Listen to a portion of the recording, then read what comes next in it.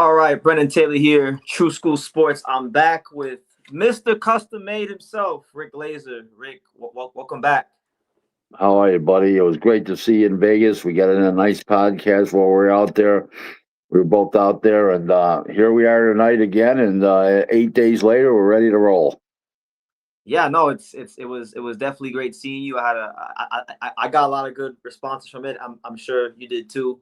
I know your wife. You informed me that your wife likes your nickname, Mr. Custom Made. Yeah, it's cute. She likes Yeah. it. All right, all right. It's better than some of the other nicknames I have.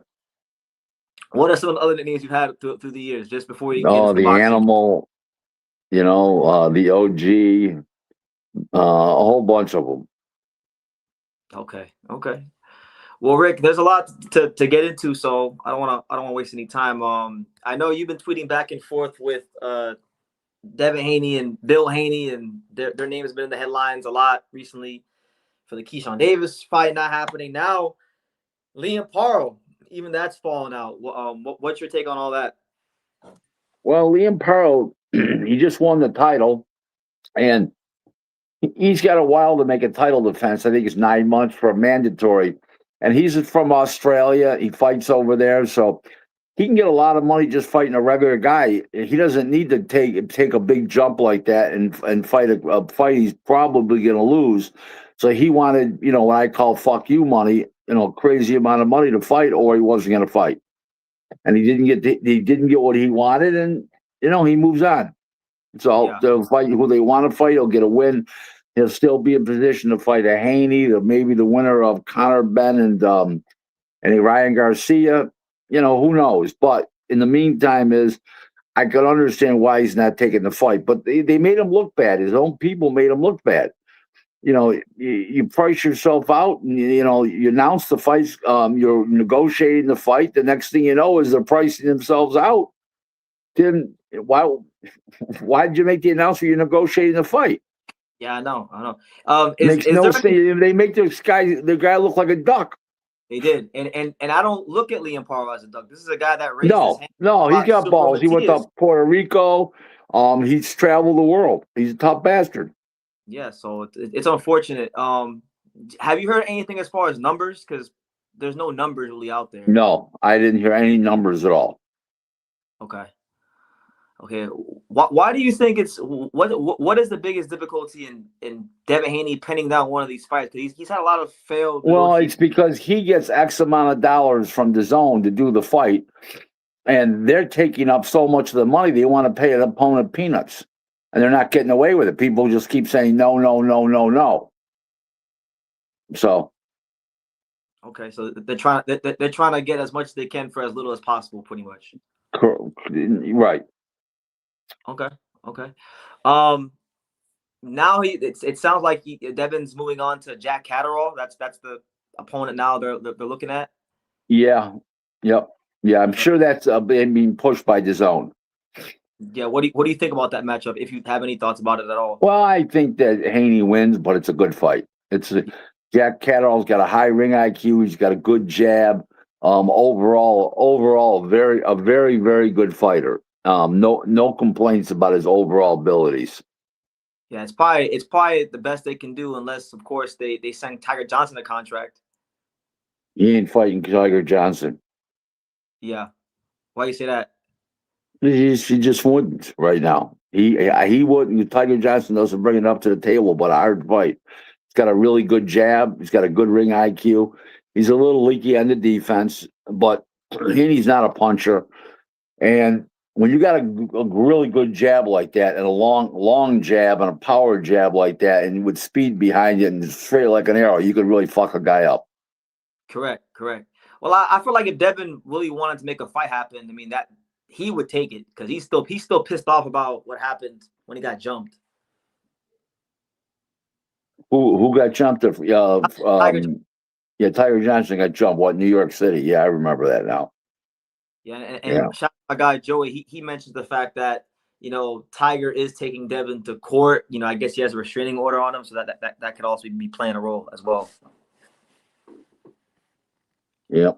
I probably is, but if the zone says you're making the Tiger Johnson fight, believe me, Devin Haney's making the fight. Well, yeah, because they got all the promoters now. Yeah. Okay. Well, yeah, yesterday, Rick, we had the big. Well, we had the Zulu boxing card. We had Aaron McKenna beat Etinosa Oliha and to win the vacant IBF title. But the fight, Rick, was really background noise to to the main event, which was your boy Max Kellerman. Max Kellerman with the commentary. Well, before you get into that, did you watch McKenna Oliha at all? Did you get a chance to see the highlights or watch the fight? It was dreadful. Wow. Watching two guys for a world title, neither of them can fight. It's pretty bad. Okay. Well, Aaron McKenna won, and I know he's got a mandatory due against Amari Jones. That would be a fight that's discussed really soon.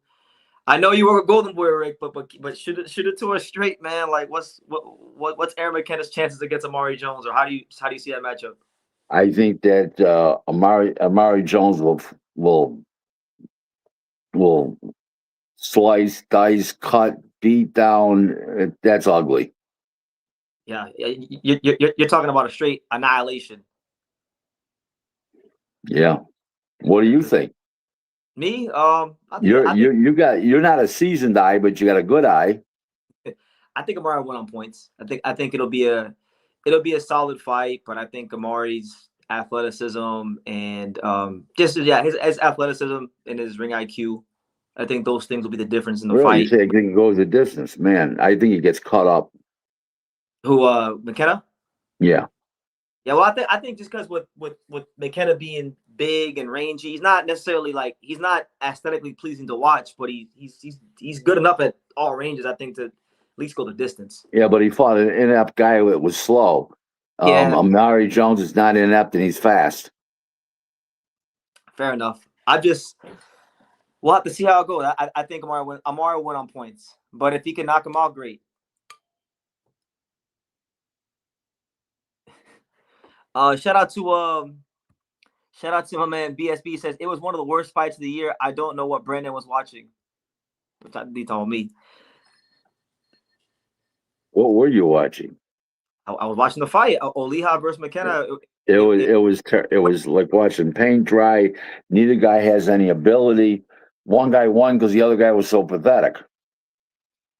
It went pretty much according to script. If you go on I thought. What they should do is he doesn't have to do the mandatory right away. If you can probably get another fight in. He should go fight Callum Walsh over there. It's a huge fight. Then the winner fights Amari Jones by such and such a date. That's all there is to it. That'd be nice, and I know it won't happen because I interviewed Eric Gomez, but I would like to see Amari Jones. If that were to play out, Amari Jones versus Jahai Tucker in the intermediate time would be a really fun fight. What does Tucker have to do with it? Well, Jahai Tucker, Amari, I believe is ranked number one. Tucker is 3 or 4 in the IBF. So if But the winner, if the two winners fight, Jones would fight. Jones would agree to fight. They'd agree to fight the winner, which is Jones. So he wouldn't have to fight him for another 9 months after the fight. You're looking at a year and a half down the road for a Jahad Tucker fight. yeah, those two have had words in the past, and I just feel like it's a good rivalry fight. So it's one of the only fights in the middleweight division that I would feel anything about, like excitement wise, because the middleweight division is so talent, and it's arguably the worst division in boxing right now. Makes sense. Yeah, yeah.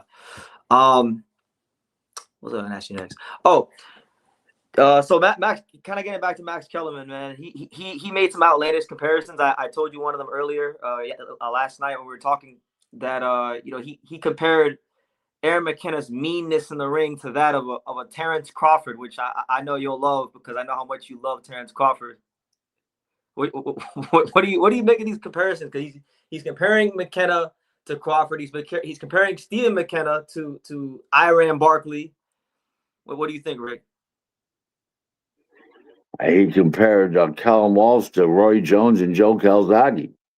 What do I think? Yeah, I think the man is. He's way past the back nine. He's shot. I think that has delusional tendencies, and I think he's a fucked up dude. yeah. Do you think he really believes all this, or is it? I don't know. I don't know. I've never sat down and talked to this jerk off. Yeah, I just they pay him a lot of money to be a jerk off. It's amazing. yeah, and he's doing a hell of a job pushing some really crazy narratives in the fight game right now. You know, I was never the biggest Max Kellerman fan, but Nobody's insulted more on the internet than Max Kellerman. boxing fans don't normally agree on many things. Like to get the whole sport of boxing, the community to agree on something is damn near impossible. But here we are with Max. Yeah, they Kellerman. all agree, and that Max Kellerman's a jerk off. Correct. I had one guy that said to me, the Jewish guy said to me, if he wasn't Jewish, he'd be completely useless. Damn. My man right here says Max Kellerman is just reading talking points prepared by the TKO marketing team. I don't believe that. No, you think he really No, thinks I don't believe that. No. these are all original thoughts? You feel? I think they're all coming out of Max's mouth. Fair enough. Fair enough. He obviously the first crazy comparison he made was Callum Walsh to Roy Jones. No, the Jr. first crazy one was when they came on TV in the first show. They said, I've been waiting for Zuffa boxing since I've been a little kid. This fucking asshole. Oh my God. He said, you know, imagine if you had the NFL, but in boxing, you know, and he was happy that boxing finally had a league. That's essentially what he was trying to say. That the league structure was coming to boxing. Thank you, Max. We didn't have to have a league years ago because the fighters fought one another. So he's full of shit.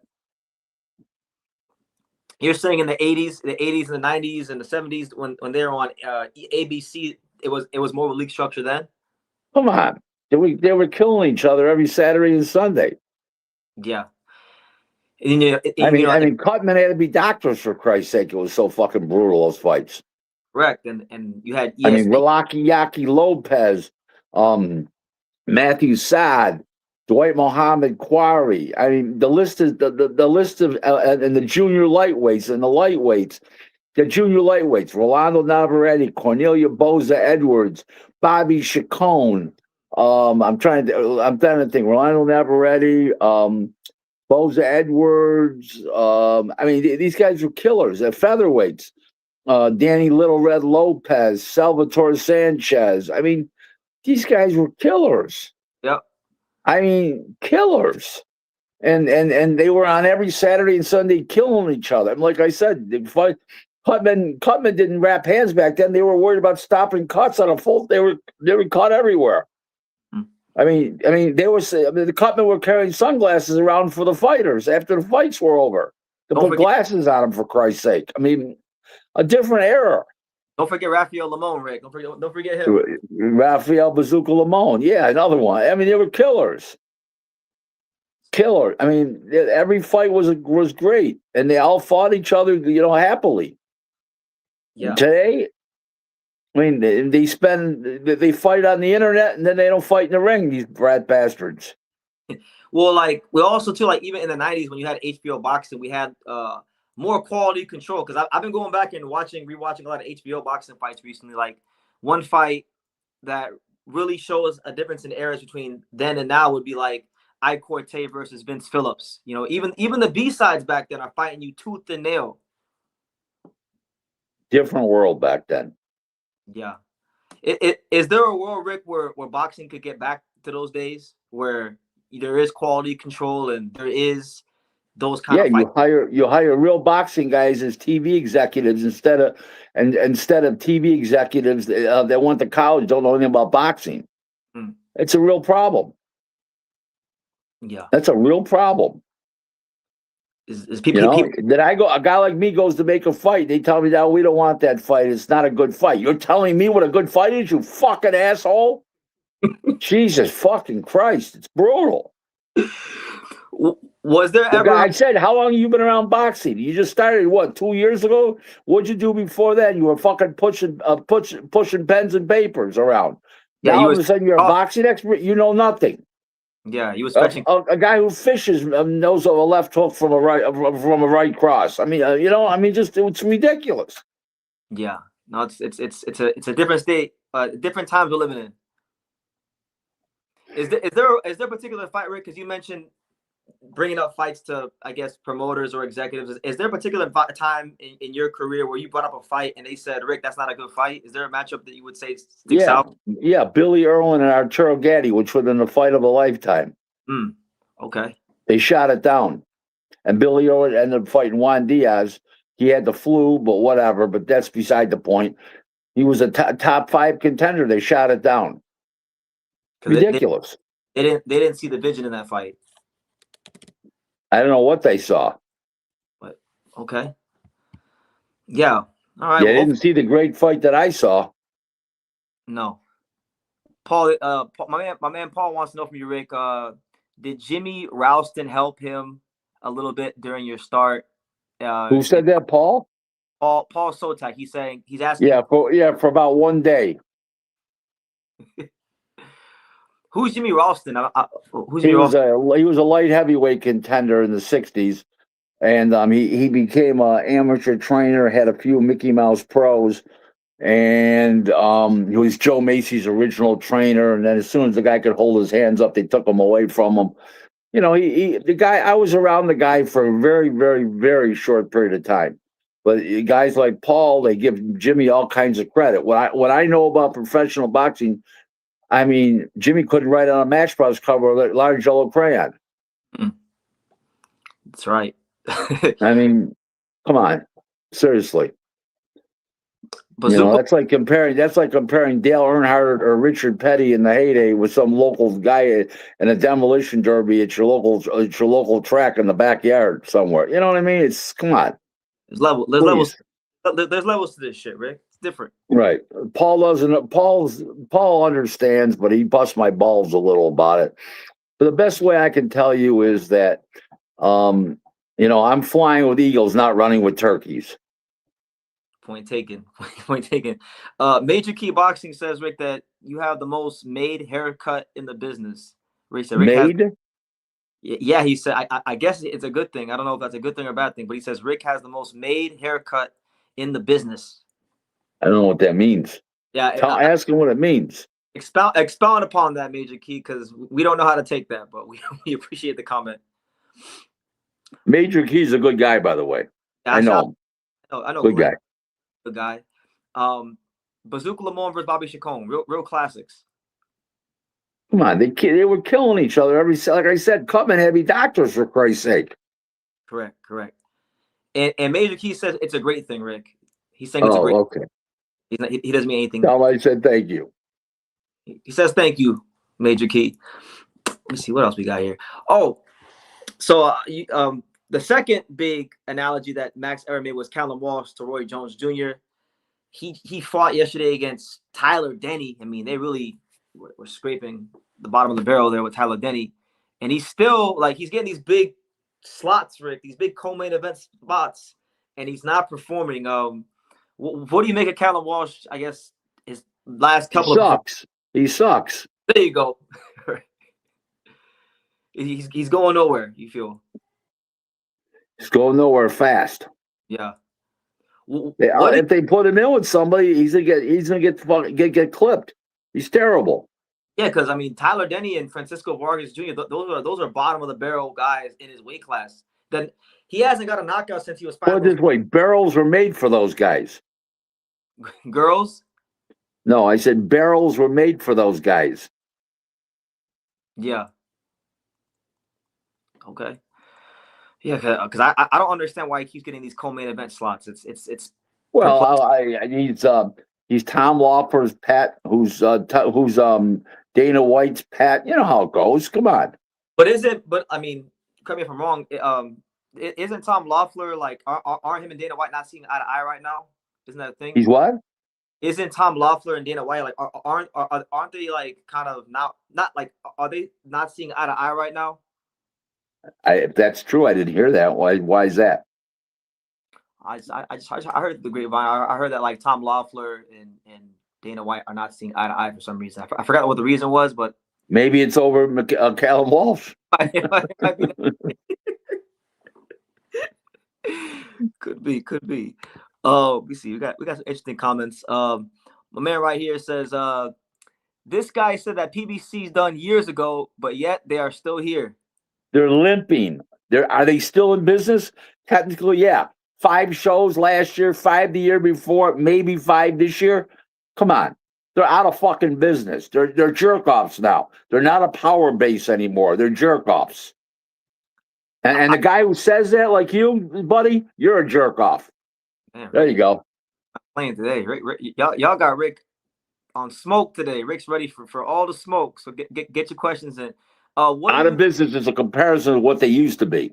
It doesn't mean they're still not in business. They're not in business. Trust me. I mean, they're bust outs. They are on the zone though, like all the other promoters. So I mean, you can kind of say two shows this year they're gonna have on the zone. Big deal. Right now, everybody's kind of equal. What do you say? Everybody's kind of equal now that everybody's on the zone. No, not really. No. Chris wants to know from you, Rick, what do you think happened to the lost art of true boxing teachers such as Eddie Futch? We've got to go to the graveyard and get the exhume them from the grave and get them to come back. Jesus Christ! Except you take away Robert Garcia, Buddy McGirt, Freddie Roach is a little on the back nine, but okay, Freddie Roach, those 3 guys, the rest of the business, I'm hard pressed to find another American trainer I'm impressed with. Yeah, I mean, there's a couple of ones out there that aren't big names, but yeah, as far as guys with big stables, there's not. Like who? Who these ones with that aren't big names? Who? Bobby Benton. Who? The Oshaki Foster's trainer, Bobby Benton. Okay. Bobby Benton. Bobby Benton. Bobby Benton, yeah, the one that trained Oshaki Foster to the world title. Yeah. I wouldn't call him a top trainer. No, thank you. All right, Miguel Leo, Angelo. I'm not saying he's a bad trainer. I'm just saying he's not a top trainer. I got you. Okay. Leo's got 1 fighter. He's a 1-fighter trainer. Come on. 2-time world champion. Come on. That's like saying Bill Haney's a trainer. Come on, please move on. Or like you're losing that argument, bro. I'm not making an argument. I'm just naming some guys that aren't big names. No, you lose that argument. 1-fighter trainers are not top trainers. Guys got fleet of guys that are top guys, champions, like Robert Garcia, Buddy McGirt, Freddie Roach. Then okay, fine. Not one horse trainers. Come on. And I know it. What about the guy Panda? The one that trains William Zepeda. He trained Matias. He trained Zepeda to that win against Lamar Roach. Okay, he's good. He's solid. You mentioned William Zepeda, right? That was where I saw you. I didn't get a chance to get your reaction to the fight. What did you make of William Zepeda against Lamar Roach? Well, he came up with a lot of new stuff that he hadn't done before, and he was very impressive. A lot of new. He was shifting more angles. The walk. He was blocking punches with his hands. He was sliding to the sides when he was throwing punches. He wasn't throwing them up the middle, leaving himself wide open. He was very impressive. He made a lot of adjustments since the Shakur fight. Yeah, I was impressed too. I mean, I thought he would win, just not quite like that. That was one of the more impressive performances I've seen this year at the championship level. He's a champion now, Rick. So I was talking to Abdullah Mason on the Port Away podcast about a week ago, and I asked about that. I asked Abdullah about that fight, and he seemed like he's open to doing it. I don't know if Top Rank's open to doing it, but what do you think about Zepeda versus Abdullah Mason and potentially? They don't. It probably won't happen. One guy has a good fan base, and the other guy's got a good fan base. They don't really need each other. Yeah, but they're in the same weight class. They all got belts. They don't. One just drew a big crowd in Cleveland. Zepeda's not going to Cleveland. The other guy can draw a good crowd on the West Coast, especially now that he's a champ and was dominant in his victory. They don't need it. They can make good money without fighting each other. I hear you. That doesn't mean the fight's not going to happen, but they don't need each other. Yeah. Normally, if the fighters need each other, then it's to make big money or to wanted to establish supremacy, then you have a better chance of making a fight. But in a situation like that, that's a tough call. Yeah, they haven't really. Neither guys really solidified themselves enough yet for that fight to make Right. sense. Okay, hopefully it can happen because I do feel like that is one of the best fights that could be made amongst champions in boxing right now, Yep. stylistic. Yeah. Oh, yeah. No, it's a great fight. Yeah, who would you favor in that fight? Oh, Zepeda throws too many punches. The Zepeda that fought Shakur, I don't know. That would be at a 50-50. But the Zepeda that has the new wrinkles and all the new stuff, I like him in the fight. Okay, okay. I think Now, in that 1 year that he took off, that 55 weeks off, I really think he did a lot of good shit. I mean, that's the hard thing for fighters most of the time is just taking that rest. And he was in the gym, from what we were told, about 13 years straight, never took anything off. So Yeah, I think it was that, but I think he learned a lot. I think that's important too. I think he really learned a lot. okay, and it showed, and it showed. Now the guy that brought up PBC, Rick, he's coming back and he said, if that's the case, then everyone is out of business in boxing besides Zuffa. Why is that? Because I mean, everybody's on the zone now. What does that? So, what does that mean? I don't know. I mean, that's what he's saying. He's saying They're doing They're doing 5 shows for the year. Come on, please. and they're saying that you changed the definition of going out of business, and that No, you I have didn't change it. Are they in business? Yeah, they're in business. If you call that in business, really. And listen, if you go to a whorehouse and you're going to give somebody $1,000, do you want a fat little broad with a mustache? Come on, seriously. I hear you. I hear you. I get your point. As far as the other trainers, they named some trainers though. So one guy said Bomac, Excellent trainer, yes. Jose Benavidez Sr. I can't really say because he's a one fighter trainer. Really, his other fight kid sucked. Ryo got rid of him, said he didn't learn anything. I don't take him as a good trainer just because he's got one good fighter. Tom Yankello? Absolutely not. No, damn. No. I thought that was gonna be a yes. You had Paul No. Spadafora. No, he didn't build Spadafora. He came along after the fact. He didn't build Paul. Come on, I know.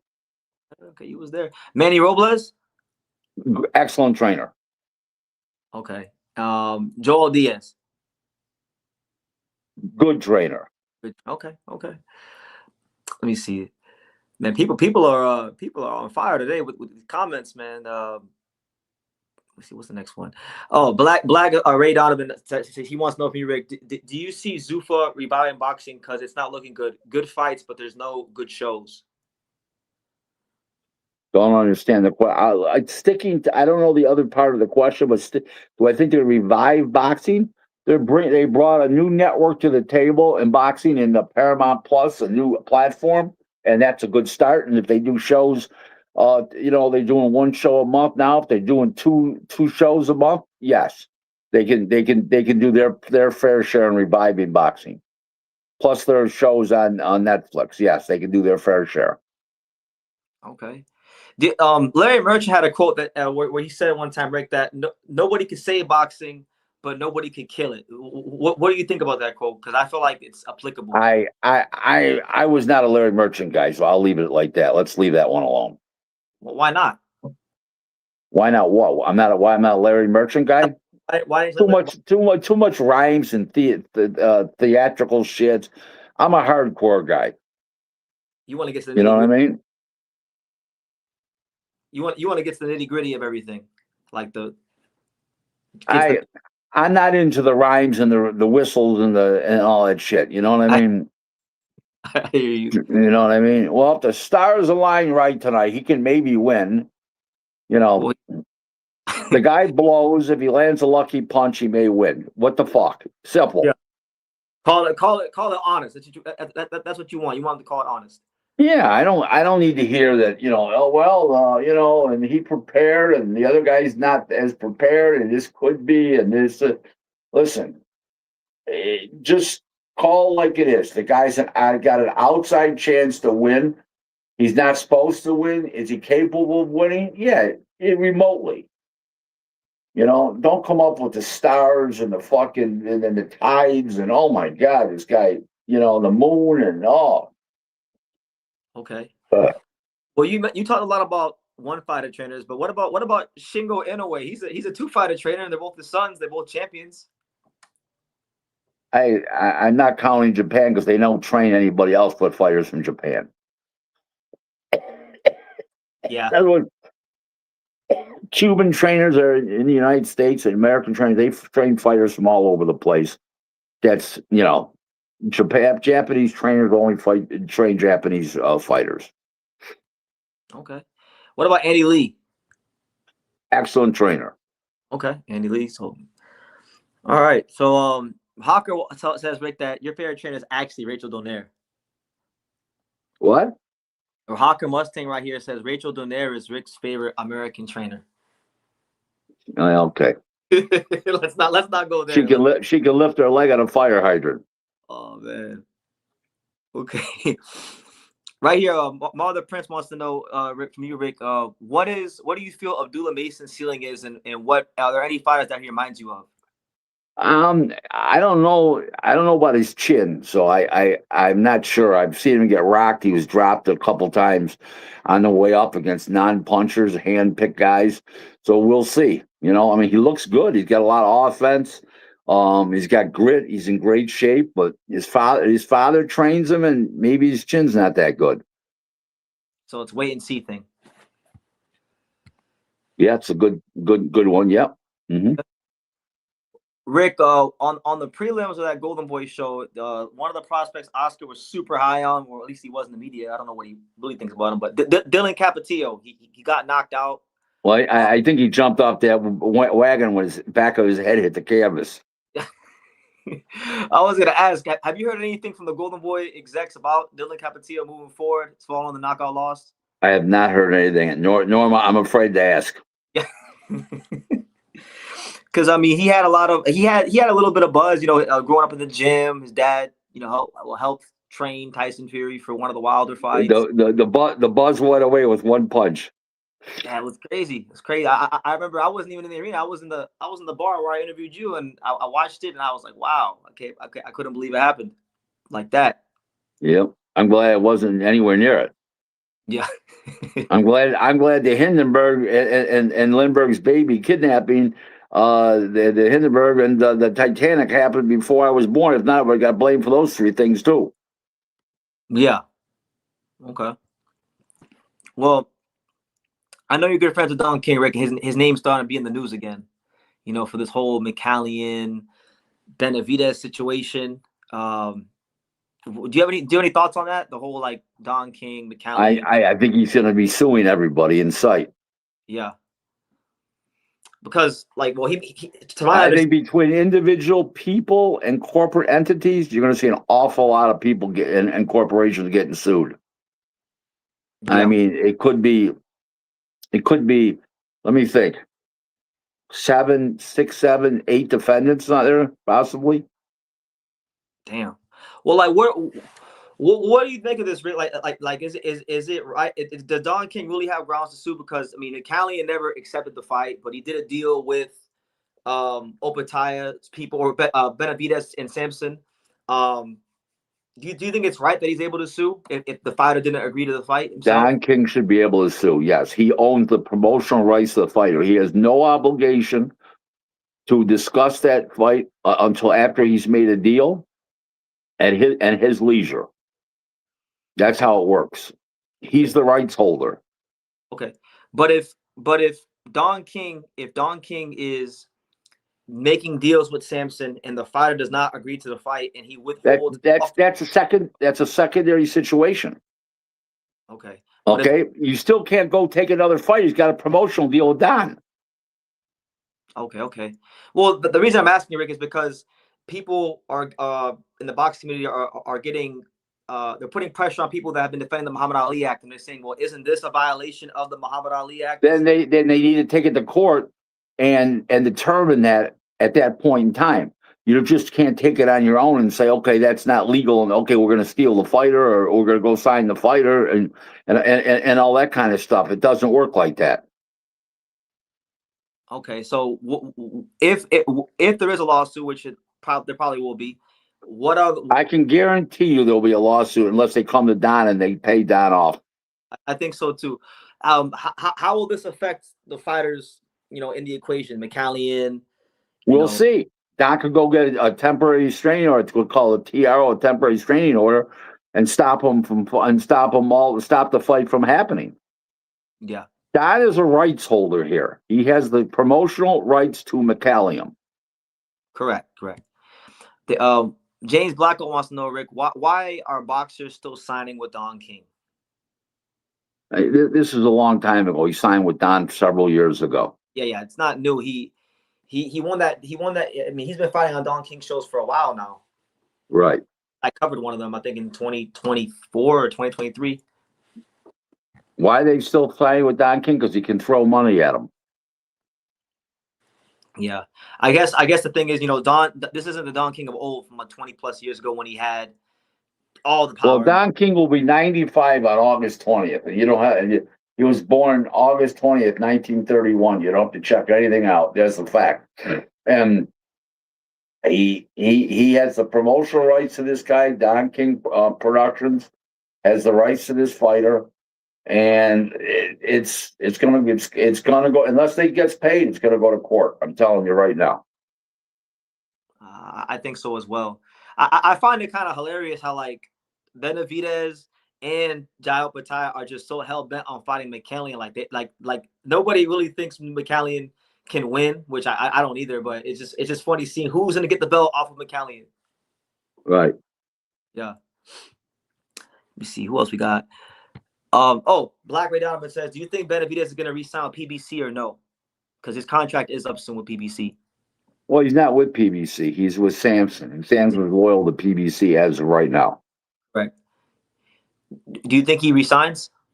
With Samson? Yeah, with Samson. I don't know the relationship, how good it is. Yeah. Okay.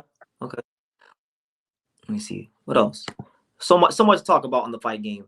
I saw Johnny Beck. Johnny Beck got ranked number 2 in the WBO at 168. Who? Johnny Beck? Johnny Beck, yeah. In what organization? The WBO. He's a number 2 contender. So okay, he's number 1 in the BA. What is he? So who has the WBA belt right now? It's his name is Jaime Manguilla from Mexico. You ever heard of him? That's right. Well, I was going to ask about Hamza Shiraz because that was a fight where, they faced off back in 2025. What do you think about Johnny Beck at 68, Rick, against Munguia and Shiraz? I don't think Beck beats any of those guys. I don't think he's good enough fighter. Why is that? Just not. He's just a guy.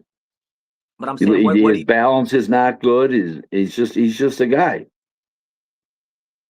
Okay. Because I mean that was a guy that remember you were high. I feel like at one time you were high on Johnny Beck when he was at 60. 60? Okay.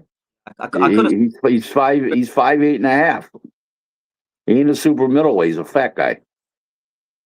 Okay.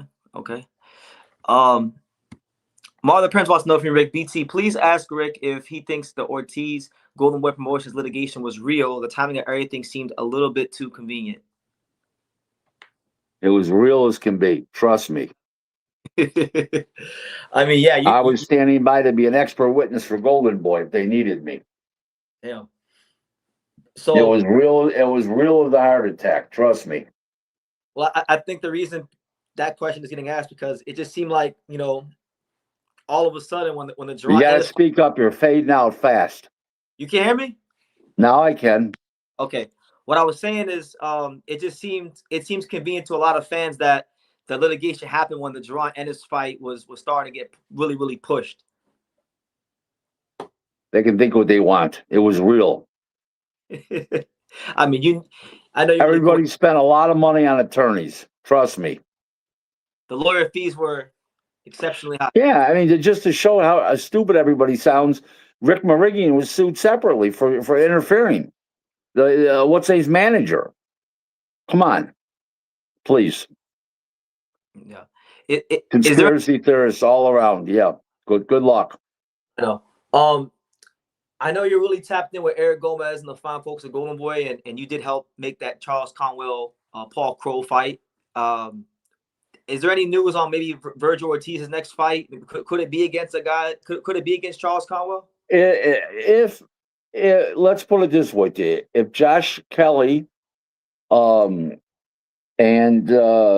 what's his name there, Boots fight, he could maybe fight Charles Conwell. It's a good fight. It's a fun fight. Yeah, I think so. So no new. There's no like timeline for Virgil's return. He's going to return this fall. Or maybe it might be early winter, like maybe around December 21st, maybe, but late fall probably is more likely. Okay, yeah, because people want to see him in the ring, man. He hasn't. We want to see if Virgil finally become world champion because he should have already been world champion. I don't know how many years ago. Someone said that Rick seemed to be in a bad mood. Are you in a bad mood, Rick? Not at all. Yeah, I'm in a very good mood. Had a wonderful day with my wife. Took her to brunch. I'm in a great mood. Yeah. Is the phone ringing or is the phone not ringing today? Phone rang all day. There you go. Then it's a good day then. All right. Rebel Rico says, BT, can you ask Rick how good does he think Gerald McCullen could have been? Not that he wasn't really good before his injury. He was as good. He was as good. He wasn't getting any better. Let's put it that way. He had tried to make the weight too many times, and he had nothing left. And that was the result right there. Correct. So, Rick, we have a couple corrections from the chat. PG Sports, shout out to Paul. He says, back to me. What's that? We have a couple corrections in the chat. PG Sports, Paul, he says, Bekti Melakuziev is number one in the WBA at 168. And then I said that. No, you said you said the champion. Okay, I said that. You said WBO. I said WBA. Yeah, you said Munguia. You said Munguia was the champion, so that's not a correction. The correction is from Paulie. He says that Johnny Beck is 5'11", 5'11 and a half. You said he was 5'8". I've been up next to him, and he's no taller than I am, and I'm 5'8 and a half. So, and I've been nose to nose with him and shook his hand. So I don't give a fuck what it says. You're not having it. No. No. Y'all got Rick pissed off today. Oh shit! I go by practicality, reality. I'm looking right at the fucking guy. He's standing right there, and I'm shaking his hand. And he's no taller than I am, and I'm 5'8 and a half. If he's a half-inch taller, he may be, but that's it. Okay. Well, we got the first super chat alive. My man right here says maybe Demetrius Andrade versus Johnny Beck at 168 makes sense. I see Demetrius. Nothing about the Demetrius Andrade makes sense. Nothing. Never. No, if he died, you'd have to draft pallbearers. So you're not happy that he's back? You're not happy that he's that CES boxing? I think he's a waste of time and money. Damn, you've been pretty consistent about that throughout the years. I know you never really liked Thank him. you. Okay. J-Dub wants to know, Rick, what's Rick's opinion of Virgil and how he's been moved to this point, and how come he hasn't become a world champion as of yet?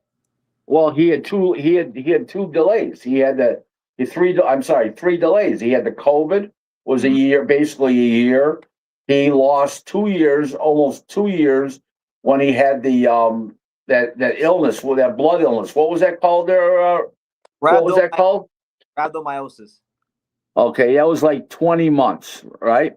Yeah. Okay. Then he had the COVID, which was like a year, and then he had 8 months because of stupidity by his manager with this lawsuit. So you add all that time up, and you take a year, and you take 20 months. That's over a year and a half. That's 2.5 years, and you take another 8 months. You're looking at, what about 33, 34 months of his career. It's almost 3 years. Yeah. So a lot of stop, and then when you stop, then you got to start with tune-up fights. Correct. And So yeah, that's the problem. you got him some He's real. been moved very well. Trust me. Okay, well, if you say so.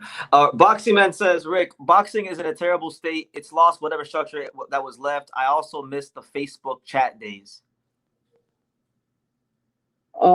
Yeah, he's right. I agree. I couldn't agree more with you. These guys don't want to fight anybody. They want to do all their fighting on social media and on podcasts and on Twitter and stuff. And I mean, they nicknamed Shakur Twitterson, for Christ's sake. I mean, it's terrible. He does tweet, and then you got Bill Haney on there, and Babaluba Bill. It's come on. They negotiate on the internet. They're making fights on the internet that don't happen. Babaluba Bill seems to be a big fan of yours. He was quote tweeting you. Devin was quote tweeting you. They seem to really be Rick Glaser supporters.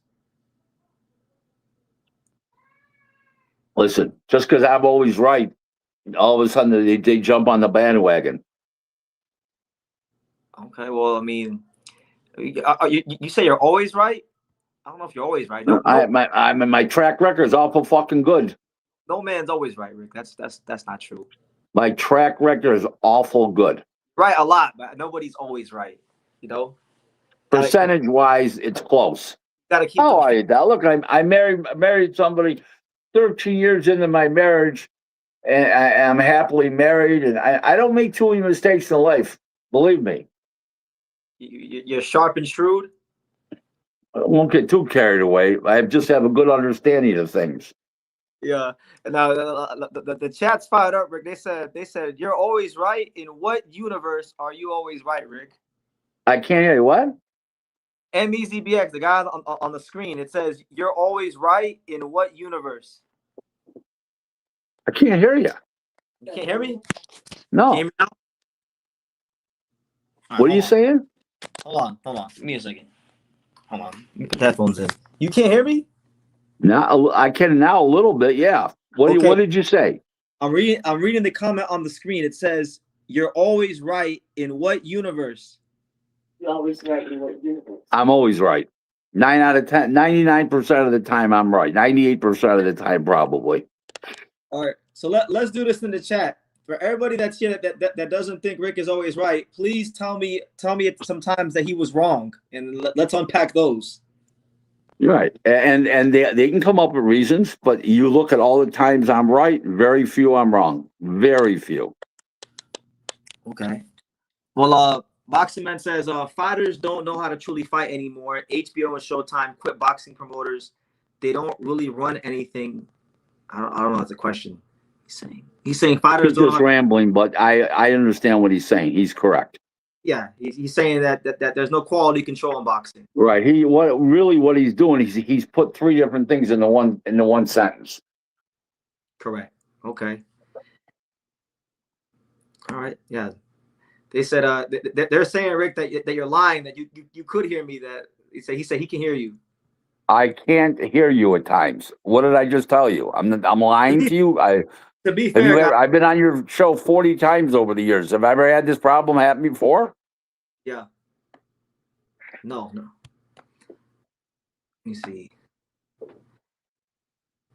Oh, there's no way he watched that. Rick, did you watch the Tam Tebow? I can't even say her name. The girl that fought last night.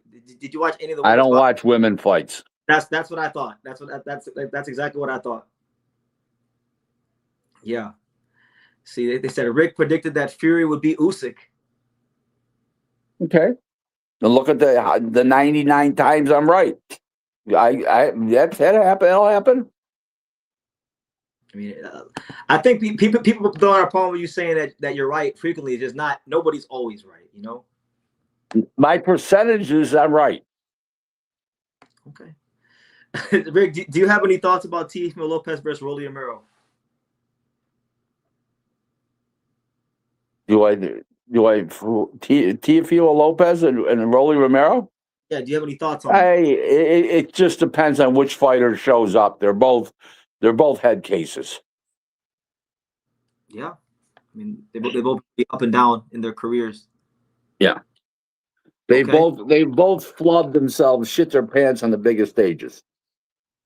Well, who do you favor from a matchmaker standpoint, from a boxing guy standpoint? I favor Tiafimo because I think he was killing himself to make 140, and I think he's going to be able to use his legs more, and he won't be as listless.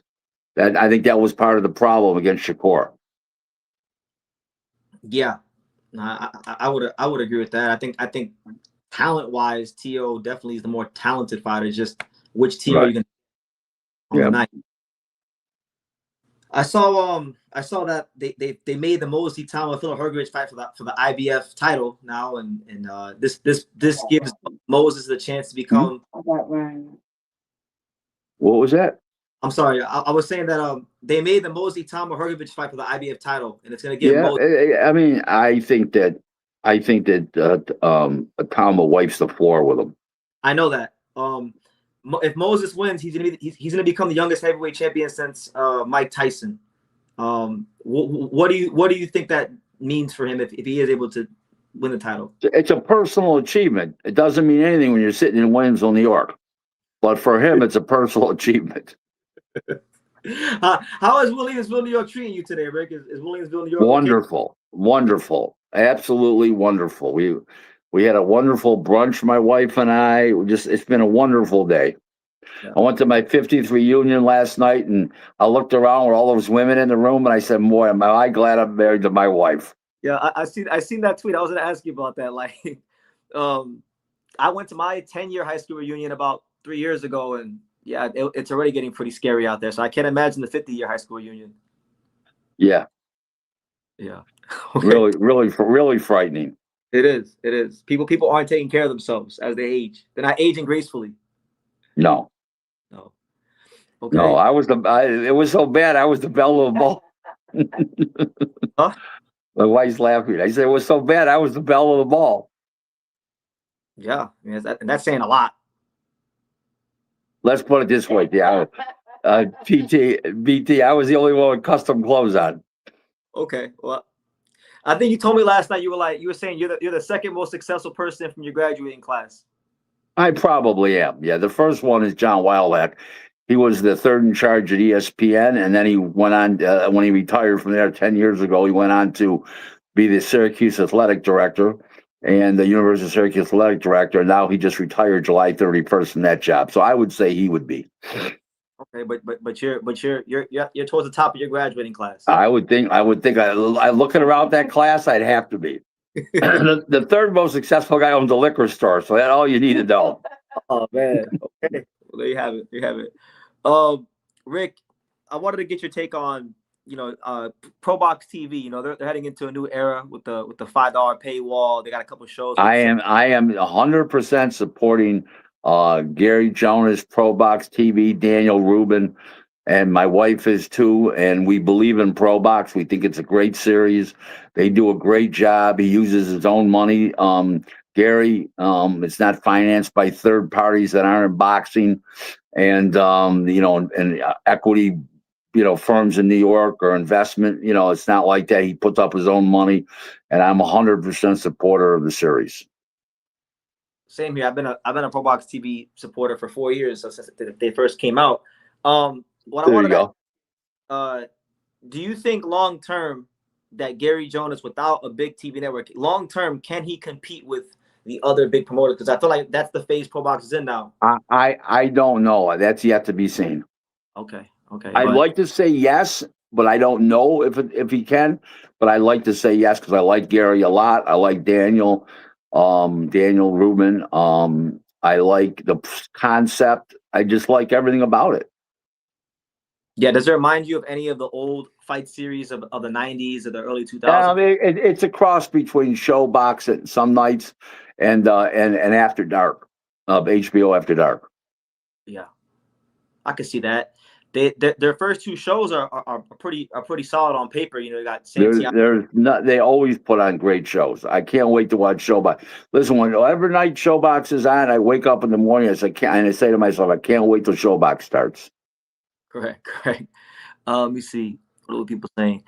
Yeah, they said Pro Box is great for mid-tier contender level, and they should remain there. That's their specialty. Well, what do you think, Rick? Do you think Pro Box should just remain in the mid levels of boxing, or you know, can they function? Well, I'm not going to tell you they're going to be able to compete with Paramount Plus and backed by CBS.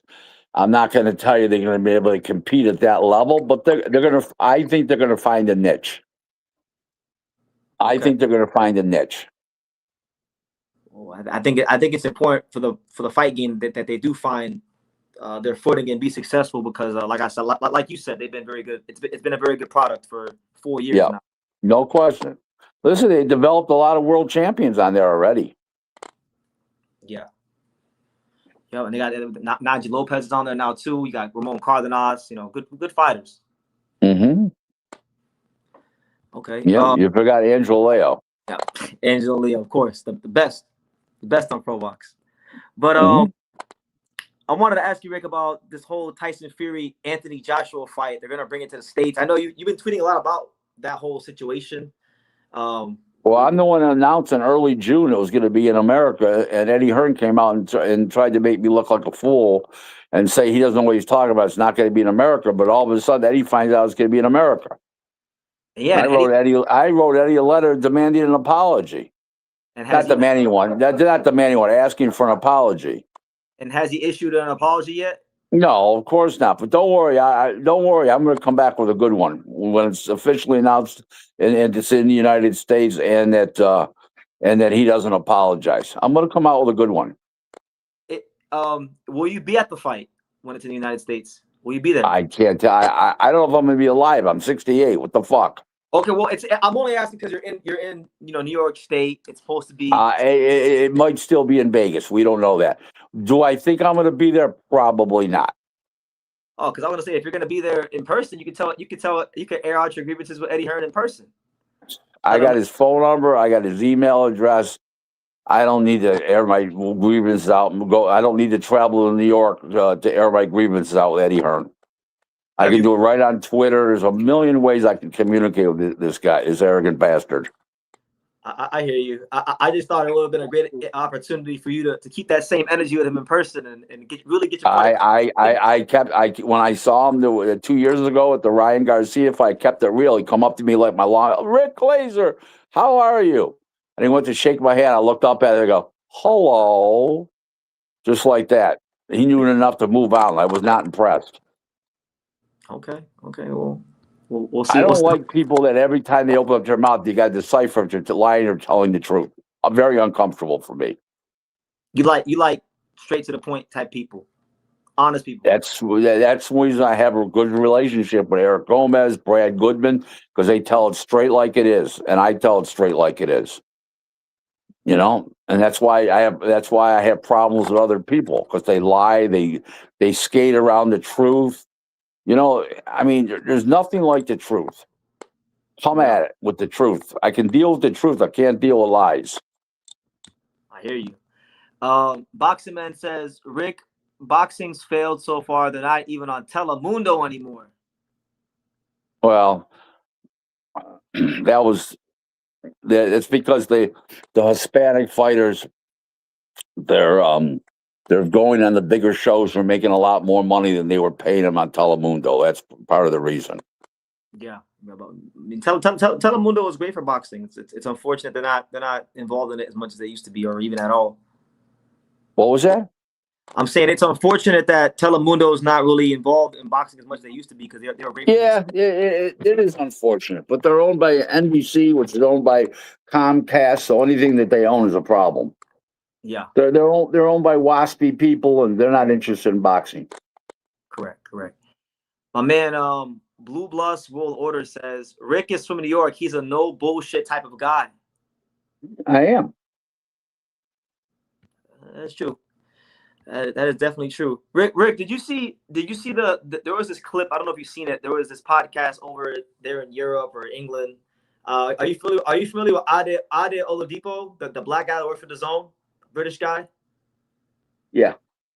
Yeah, they did like a podcast, and he was saying that they were talking about marketability in boxing and how basically George Foreman he wasn't this superstar, he wasn't this marketable fighter, and he said that the Rumble in the Jungle was only big because of Muhammad Ali and not because of George Foreman, and that selling grills doesn't equate to marketability. Not true, because he would have fought anybody else, it wouldn't have been nearly as big. So he's wrong. Correct. You were there, right? You were there. You were in the business when Foreman was active, correct? Well, in his second career, he came back in '87, and he fought up until like '97, and I started the business in '91. But I was a huge fan of during that period of time. Correct. So for the younger generation that lived through that, how big of a star was George Foreman? Big. Yeah. I mean, come on. He became an icon. What does that tell you? Tells you That's how wrong that guy is. They just made a movie about him, like about a movie, a books, made 200 million from a grill. I mean, come on. What more do you want? Guy was an icon. What's he talking about? You can't do no better. No. Is there anybody in boxing right now, do you think, that's anywhere close to George Foreman level of popularity or marketability? No, because everybody's fighting behind paywalls and on apps, so no. Remember, he had the luxury of coming up on network TV. Yeah, it's different time in the world and in Right. boxing. Yep. Josh wants to know from you, Rick. Have you heard anything about Ricardo Sandoval or Oscar Collazo trying to fight in October? They're working on it, but I'm not sure about October. They're working on it before the end of the year. I just don't know the exact date. It could be October, but I was told just before the end of the year. Okay, I have a feeling I know your answer, but what's your prediction? What's your prediction for that fight? I don't know. I think that Ricardo Sandoval is a real fighter and a lot bigger than the other guy, but the other guy is very smart and left-handed and all that good shit. Does some slick shit. It's a tough fight to figure. Don't know. But I have to see the weigh-in, see how much bigger he is and stuff like that. Really, I'd have to eyeball a lot and find out more. Okay, yeah, but nonetheless, it's a true pound-for-pound fight. It's a great fight. Yeah. Okay. They want to know from you, Rick, what do you think about Roberto Duran and how good would he be today with this crop of fighters that we have now? He's an all-time great. Him and Benny Leonard are considered the two greatest lightweights of all time. Some people say some people say Leonard, but Benny Leonard. But they were both trained by Ray Arcel, so that tells you all you need to know right there. Yeah, Ray Arcel, one of the top coaches that ever existed. Yeah, the greatest trainer ever. Yeah. Better than Eddie Futch, you think? Yeah. Oh, come on, please. Yeah. The great Emmanuel Stewart Emmanuel Stewart told me on a phone call one night we were talking, and I said, "What do you think of Ray Arcel? Do you think he's the greatest trainer of all time?" He says, "On this phone call, I'm going to admit to you that he is. In public, I might not." In other words, say that he is. So that's all you need to know. Okay. How often did you talk to Emmanuel Stewart back in the day? Because that was always a guy that I wanted to meet myself, but he probably once a week. Yeah. Well, apart from that, do you have any other memories that stick out about your conversations with Emmanuel Stewart?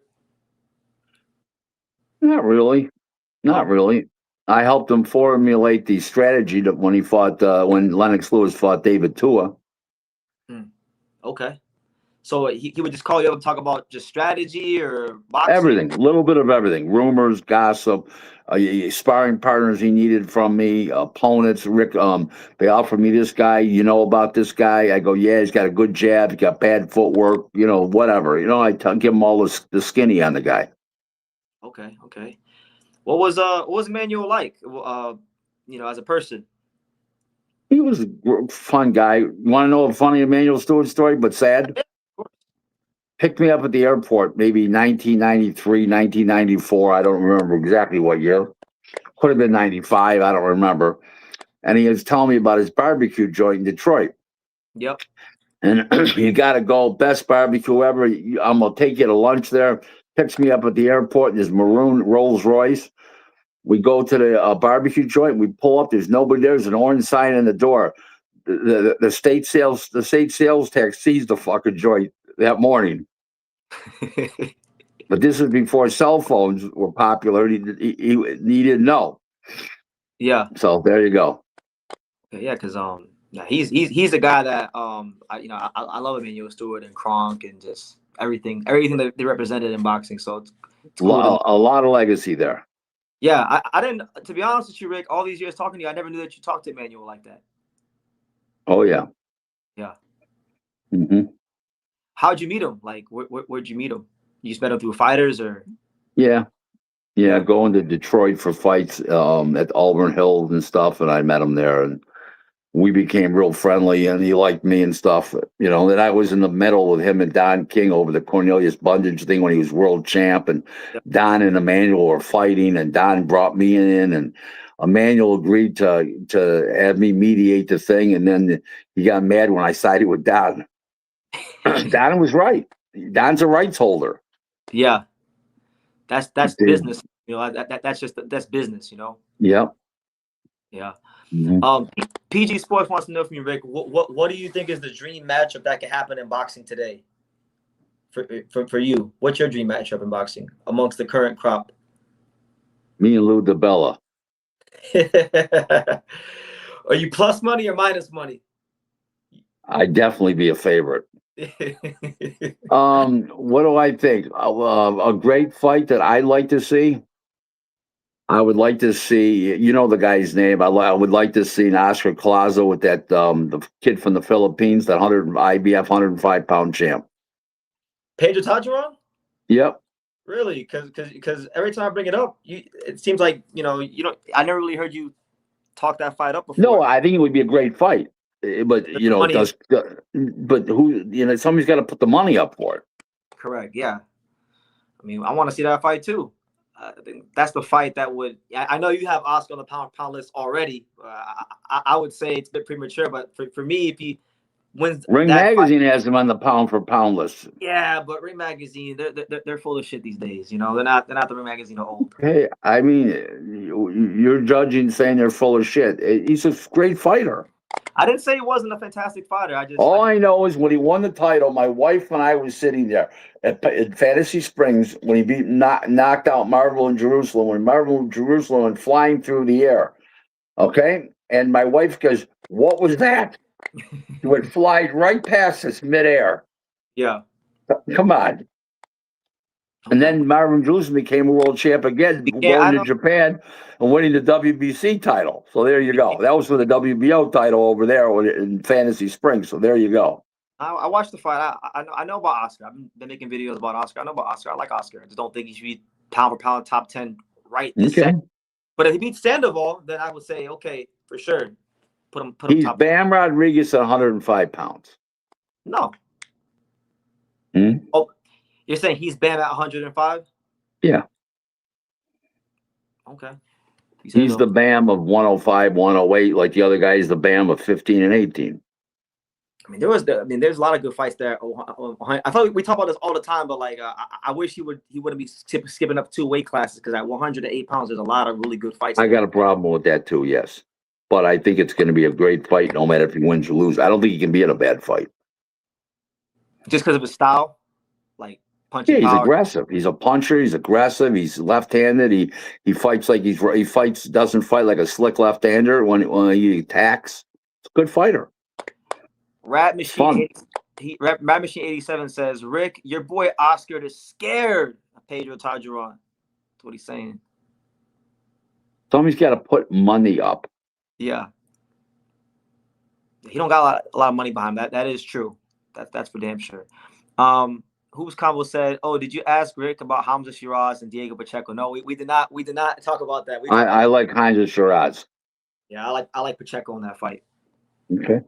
Yeah, but hopefully they make it happen at some point, so we can see what's up.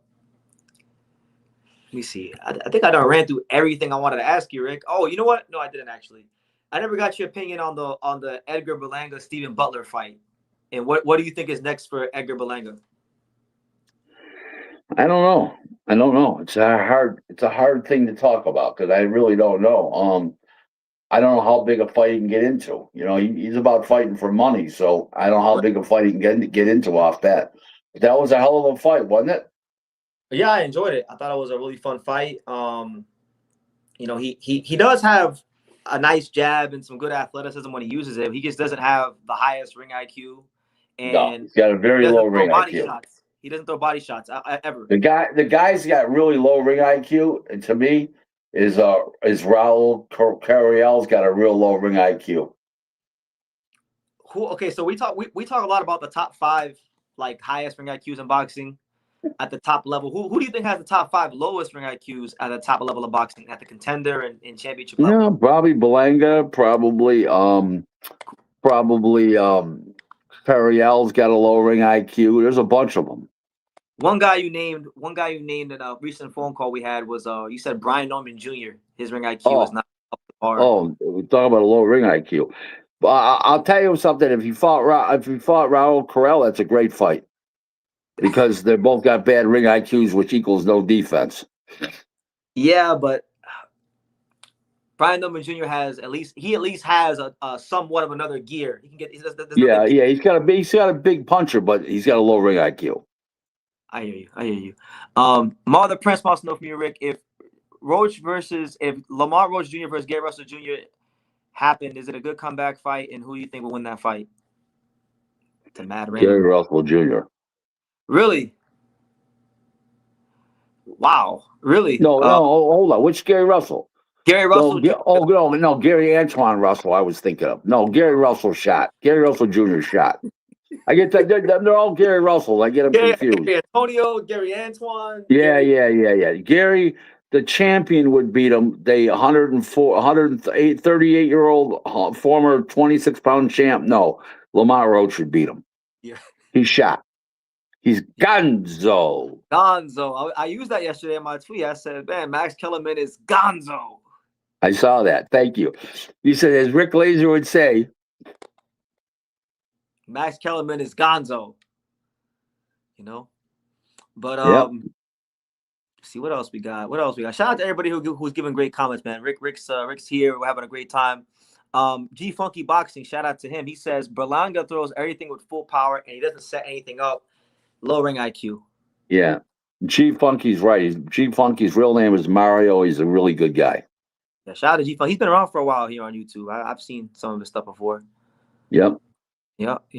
J-Dub says BT's heart dropped when Rick said Brian Norman Jr. has a low ring IQ. I mean, I like Brian Norman Jr., but I mean, his ring IQ is not up to par. There's no reason for me to get my panties in a bunch about that one. You know, he got to where he got to because of his punching power and his athleticism, and there's a lot of room for growth in the ring IQ department. Yes. You know? Hopefully he continues to get better. Jada wants to know from you, Rick, do you think a top guy will finally emerge at 160? Because right now it's looking like the wild, wild west in the middleweight division. At 160, did you say? Hey, yeah, there's not a lot of top guys at 160. Adames doesn't fight that often. I don't know if he can make the weights and be strong anymore. I don't know. It's like a wasteland. Yeah. Do you have any opinions about the Cuban contender, Yohan Elise Hernandez? Everybody seems to be really high on him. He's a decent fighter and he can't sell a ticket. Yeah. He's fighting uphill battle. Yep. Do you think Dan Benavidez has a what do you think about Dan Benavidez's ring IQ? Is it underrated? He does not have a real good ring IQ, but he's very athletic. He can punch. He's fast, and he's a pretty complete fighter. But his ring IQ is not necessarily high. People get confused. Just because a fighter is real good doesn't mean his ring IQ is great. That's a misconception. He was doing some pretty high level things in the Zotto fight, countering and. Zotto was. He was completely listless. I hear you. I know, and Zotto pretty much had accepted his fate. You know, I covered that fight, so I remember seeing Zotto pretty much saying that You he's happy. can't go off a fight like that. Okay. Well, what fights of his in the past, Rick, from what you remember, what fights of Benavidez in the past make you feel like maybe his ring IQ isn't the highest? He's never done anything that wasn't physical to win. Everything he does was physicality and punching power. It was never being slick, smart. He was never in with an equal type of guy. So let's just say, for instance, you were to take a normal sized David Benavidez at 168. Let's say he was a normal sized guy. You would have taken a Ray Leonard or Tommy Hearns, who was 168 pounds back then. You would need ring IQ to beat those kind of guys. He hasn't been in with those kind of guys. What about? He's been very well protected. Let's put it that way to you. I know he's fallen off now, but when he fought a guy like David Morrell Jr., that was looked at to be a kind of somewhat of an equal fight. Like Morrell was undefeated, he was young, he was. I never thought it was an equal fight. No. No, you always had Benavidez over Morrell. Yeah, I never was high on Morrell. Okay. Look who he fought. A bunch of ham bones. So, which fight do you feel Benavidez would need to take to make you feel to validate maybe that he does have a higher ring IQ than you think? Like, is it Bivol? Is it at what weight class? Opataya. Got a high ring IQ, so that would be an Opataya fight.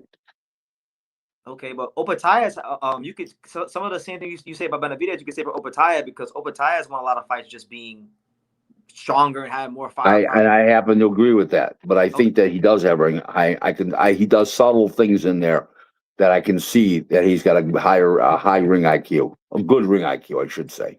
Okay, but not necessarily a Shakur Stevenson or Bivol. No. Yeah. There's no Oscar Collazo, Shakur Stevenson, Bam Rodriguez, what was Terrence Crawford, what was Usyk. Those guys have the best ring IQs in boxing. Okay. And in the second tier, Tyson Fury, Devin Haney's on the second tier of ring IQs, those kind of guys. Okay. What do you think about? How do you think Benavidez versus Bivol would go if they fought? I think that the ring IQ and the jab of Bivol, if he was 100%, would beat Benavidez. I think his footwork, his jab, and his ring IQ would be too much for Benavidez. Bullshit. My wife says bullshit. Bullshit. What's bullshit? My wife thinks she's a big Benavidez believer. I'm with your wife. I think Benavidez would eventually get past all that and break his ass down. Well, I think Benavidez has trouble making 75, and I think that's a problem. So, okay, that's my opinion. How about Opataya? Opataya and who? Benavidez? Yeah. I think Benavidez could beat him, but if Opataya won, it definitely wouldn't surprise me. It's pretty good fight. It's a great fight, man. I hope they find a way to get it done. I think Jai's probably one of the only guys that has any sort of firepower to trouble Benavidez from getting down. Yeah. Listen, I've been on for an hour and 20 minutes. All right, Rick, I'll let you go, man. If you gotta go, but you got any final message before I let you go? Yeah, maybe we'll do this next Sunday night, next Monday night. We'll figure it next week. We'll figure it out. You need a week to have the stench clear out. What'd you say, honey? Tell him and then you know what I'm saying. When he fights, me and him would be at the fight together. Yeah, when David Benavidez fights, Sonya will be there with you. That's right, because we're big fans. Monster, we're not having that. That's right. The Mexican monster and the monster from Japan. You like both of them? I do. Mm-hmm. All right, Rick, thank you. Thanks for having me. Okay, enjoy. All right. Thank you. Bye, everybody. All right, so guys, there you have it. Rick Glaser, once again, another great live with Rick. Hope you guys enjoyed it. What we at right now? We're at like We're at an hour and 19 minutes. So you know what I'm gonna do, guys? This is what we're gonna do. I'm gonna give you guys the even 2 hours. I'm gonna give y'all the even 2 hours. I'll stay here for like 40 more minutes and take y'all's questions. And yeah, we can sit here. We can talk. I hit the 2 hour mark. So get your questions in. It's your boy BT, the untouchable True School Sports Empire. Before I even get to your guys' questions, let me give you guys some programming reminders and things that are coming up on the channel. August 29th, I will be in the UK for Mosley Tama versus Filip Hrgovic, and I will be there in England by August 26th. So if you're in the UK and you see me around at the fights, feel free to say hello. I want to meet some of the British fans. I've also been dropping a lot of interviews on the channel, so go check out the recent interview of Pops that just dropped. Go check out the Michael Angeletti interview. Check out the Tifima Lopez interview. Check out just all the great interviews. The damn Eric Gomez interview. I mean, there's so many of them I can't even remember, but there's lots of great content. So definitely keep checking out the interviews. And I got another one coming out soon, so stay tuned for that when it drops. Bulbous World Order says BT, that is a nice jacket. Thank you, man. I got it. I got it in Japan, man. Shout out to the Marlins, man. My favorite team. Still in the wild card race. They haven't decided if they're going to be trash or good this year. They're kind of mediocre right now. So, yeah, thank you. Appreciate it. BT's brain is finally getting a breather from Rick's boxing IQ. I mean, I'm never out of my depth with anybody in the boxing IQ. But, when I interview Rick, I'm not really trying to inject my opinions as much, even though I do sometimes. I'm trying to really I want you guys to hear from Rick. You guys hear from my ass enough. I got enough videos. You guys hear from BT enough. When he's on here, when he's on True School, I'll let him flesh out his opinions, and I'll ask here and there. But that's not really my time to inject my opinion. But I don't feel out of my depth with anybody in this world when it comes to boxing IQ, except some of the top trainers. There's a pretty smart people out there, smarter than me. But no, Rick's smart. I learned a lot from Rick, and yeah, it's great having him on. Well, Rick's not here, Jesus, but Atif Overton versus Ben Whitaker is a good fight. We got to see more from Atif as far as him going rounds, and I think the same thing is true for Ben. I almost feel like, in a sense, Atif Overton is like the Ben Whitaker of American boxing. Like, he's super talented, ultra talented, punches really hard. He can't really get rounds with too many people that are not on his level. So gotta wait and see. I would say in terms of natural ability, I might slightly hedge it towards Ben, but I think they're very similar. So I gotta wait and see as they develop to really give a better assessment. But they're both very, very, very talented fighters. Gun to Raw says South Florida stand up. That's right, South Florida stand up. The 954, the 561, the 305, the 786, the whole South Florida. BT, if Troy Isley wins this weekend, what does a fight with him and Jahir look like to you? That's a good fight. Well, who's Troy fighting?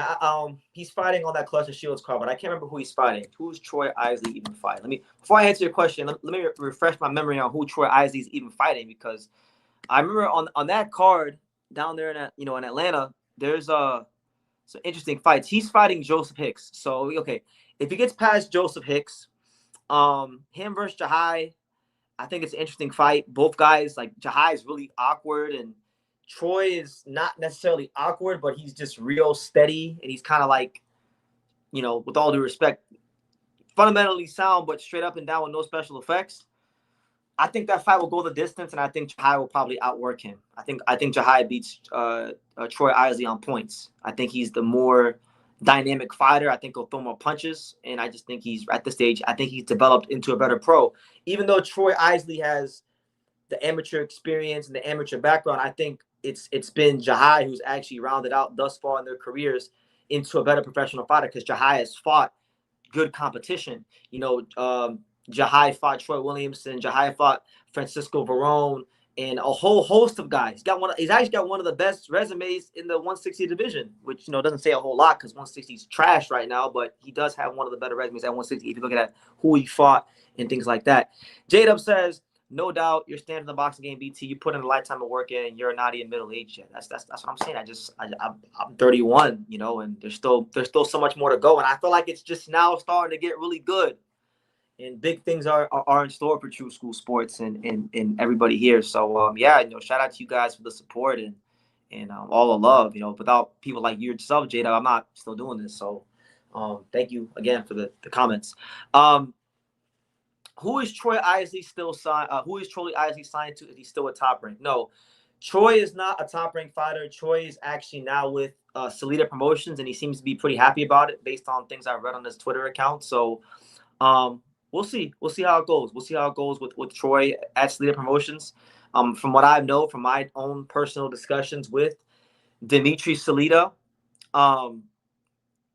Troy Isley or Salida Promotions has a great relationship with the IBF.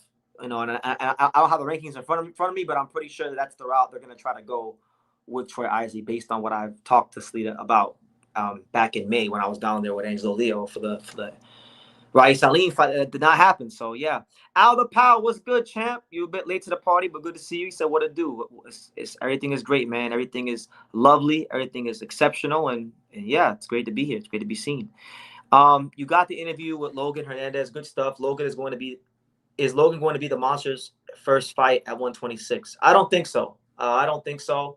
I don't think he would be, because I mean I think he'll get used for sparring for the Monster, because they really, when I say they, I mean Hideki Ohashi. They love using him for sparring, and Ohashi spoke very glowingly of Sebastian Hernandez Reyes, Logan Hernandez, you know, going into the Junto fight. So I don't think so. I don't think they'll fight. But yeah, shout out to Sebastian Hernandez Reyes. I really appreciated the interview and the time with him. You know, I reached out to him because he's a fighter that I'm genuinely interested in and genuinely a fan of. And I knew he spoke enough English to do an interview. And you know, from my research, it's like the longest interview he's ever done in English. So I take great pride in that, and I'm glad that, you know, you guys out there enjoyed the interview with him so much. And hopefully, you know, right now that he won his fight this morning in Mexico, he's slated to fight September 23rd against Kiyosuke Kameda over there in Japan. So you know, it's gonna be an 8-rounder, which is kind of messed up because Logan has a kind of style. Hernandez has that kind of style where, you know, 10 and 12 rounds favor his style more, but that don't matter. He's gonna have to start a lot quicker and get right to it, because they're gonna try to get him beat out there, you know, to push Kameda. So looking forward to that fight. It's just really unfortunate that I'm not gonna be in Japan at that time, because for those of you guys out there who have heard me say this, you know, I was supposed to go to Japan next month. I gotta push it back to December. You know, this year with this Japan shit has been ridiculous. I was supposed to go in May. That didn't happen. I was supposed to go in September. That's not going to happen. So now the new target date is going to be after the WBO IBF convention. So I'll be going to Japan probably somewhere around mid-December. So, you know, knock on wood. Hopefully nothing bad happens before then. BT, what can you tell me about Shu Utsuki? Do you think he can give any of the top guys at 135 trouble? I've never seen him fight before. Well, what I can tell you about Shu Utsuki is, if you've never seen him fight before, he's an all action fighter. He's fun to watch. He's pretty much ran the gauntlet of, you know, the domestic level of a pretty. It's a solid domestic scene in Japan. Well, like you got fighters like Masahiro Suzuki. He can punch. You know, he knocked him out. He knocked out Suzuki twice, and I believe Suzuki's about 14-2. His only 2 losses are to Shu Utsugi, and if Utsugi didn't exist, so you know, he'd probably be the guy that's ranked in the top 15 and not Utsugi. So, you know, he beat him. He's beat a couple guys. He has now. Before I get to him on the world level, I'd be remiss if I didn't bring up the fact that he is fighting in about a week or so. He's fighting a big, strong southpaw power puncher named Reito Takahashi. He's 6-0 with 6 knockouts. Got some speed on him. Bit of a, you know, hasn't really went round, so we'll see how Takahashi looks when he goes rounds. But I am putting Utsugi on an upset alert. That's going to be a difficult fight for him because this guy can really punch, and Utsugi likes to exchange. So good fighter. Could he beat the top guys? I don't think he'll beat Abdullah Mason. I don't think he'll beat, you know, Zapata. I don't think he'll even beat Alan Chavez. But I do think that Shu Utsugi is a fun fighter. I think whoever the boxing fans get a chance to see him in the ring with, he's going to be one of those fighters that's going to lose to one of the top guys, but that you're going to want to see fight again. He's one of those kind of guys. Got a very exciting style. But yeah, I don't really see him beating any of the top guys. But obviously, it'd be great. It'd be great if he did. Japanese boxing is obviously always strong when you talk about the sub featherweight divisions like flyweight, bantamweight, minimum weight, light flyweight. But when Japanese fighters win titles at featherweight or above, it's a big deal. So it'd be big for the scene if he could do that. And Utsugi's been pretty good throughout his career thus far. But like I said, I can't even really talk about Utsugi against the top guys right now because he's got a very difficult fight. It's going to be one of them classic Korakuen Hall Japanese wars against Reito Takahashi. So if you don't get past that in about a week or so, all the other fights ain't even worth talking about, you know? Shout out to JW says, BT, I just remember that Gary Jonas mentioned in your interview Angelo unifying with Shushu next year, if I remember correctly. What are your thoughts on that and Angelo Albuquerque this year? Well, I mean, I've been knowing for a while before I ever interviewed Gary about Angelo wanting to unify with Shushu. That's been the fight that Top Rank's been targeting, that Angelo Leo's been targeting. And I talked to Shushu off camera after our last interview about it briefly when I was in Cleveland. So it's not coming as a surprise to me. As far as him fighting in Albuquerque, I think it's great for Angelo. You know, he hasn't ever had like this fight that he's gonna get. It's gonna be his first ever voluntary defense. He's been the hardest guy in boxing to get a voluntary defense for. So I'm happy for him that he gets to go ahead and do that. And you know, hopefully he handles his business and has a good camp. And yeah.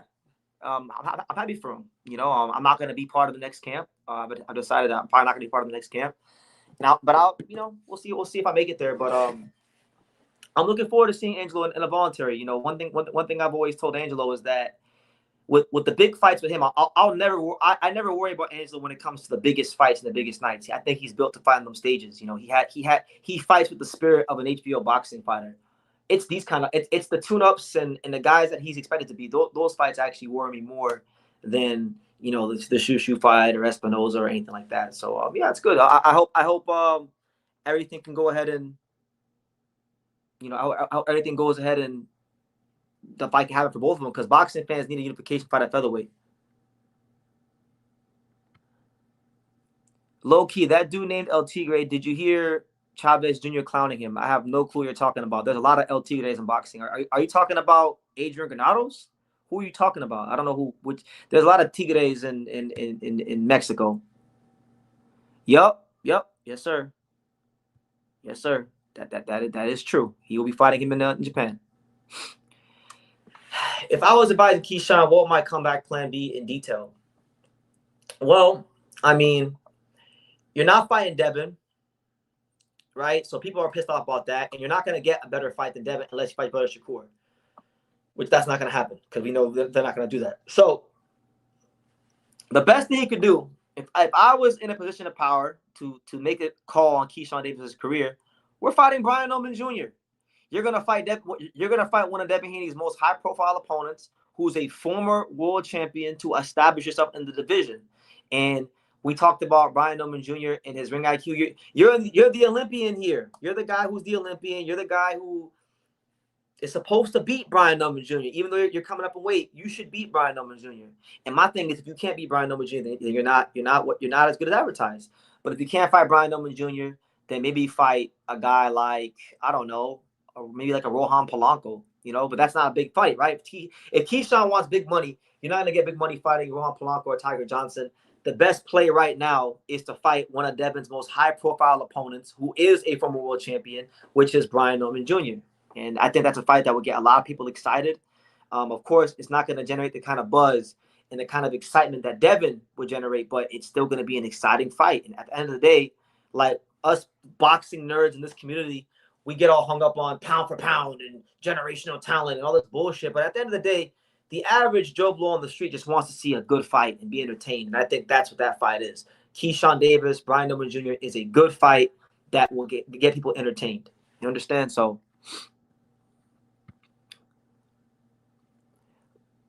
oh no. Sebastian Hernandez Reyes is one of the most dangerous fighters between 122 and 126. I'm a big fan. I love everything he stands for outside the ring. He's a family man. He's very much about God.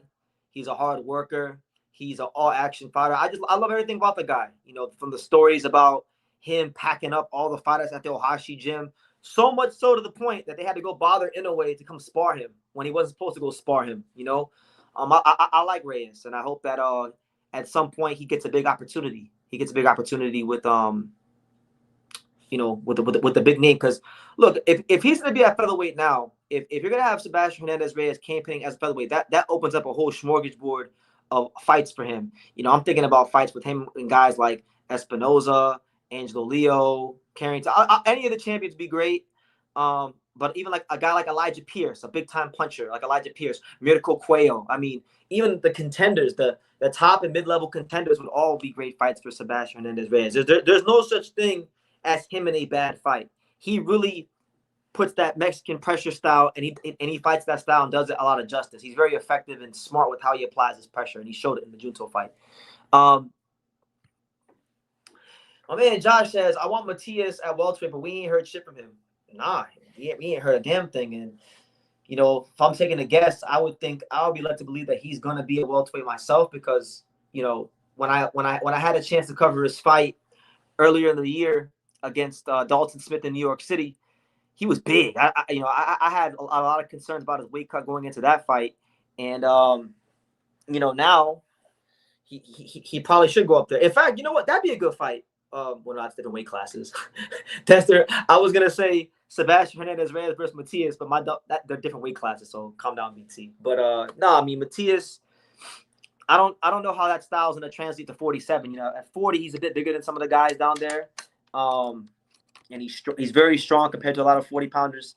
He's been in a lot of wars, and these guys is punching harder. So I don't know. I don't know how it's gonna pan out for the kid Matias. Can he do it? Can he become a two-division, 3-time world champion? We shall see. Yeah. Hernandez Reyes versus Figueroa. That's a great fight. A real deal, man. The fight. Now I don't know if you guys watched the interview. If you haven't seen it, I would highly advise any and everybody to go watch the interview with Sebastian Hernandez Reyes. The fight that I'm advocating for, and I know my main man Daniel Rubin listens to the show sometimes. So ProBox, if you're out there, if you hear this, okay, if you hear the words coming out of my mouth, Ramon Cardenas, Sebastian Hernandez Reyes, one of the best fights in boxing, hands down. People always ask me, like, BT, what are your like the top fights you want to see in boxing? That's my top 5.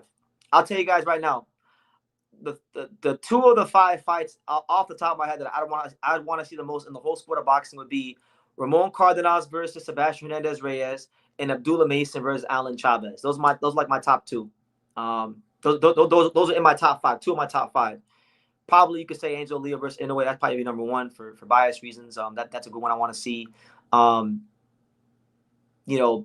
Overton versus Ben Whitaker and or Najee Lopez. You can kind of group those in together. That'd be another one. And then probably Jai Pataya, Dave Benavidez. And then Yugo Osaki versus Oscar Collazo. And or Yugo Osaki versus Ricardo Sandoval. And or Ian Green versus Bektimir Melikuziev, but that is neither here nor there. Cardenas, yes, I'm telling y'all, that's one of them fights. Like that'd be one of those fights I'd be up for. Jin Suzuki, Conor Ben, throw that one in there. That'd be a fun fight.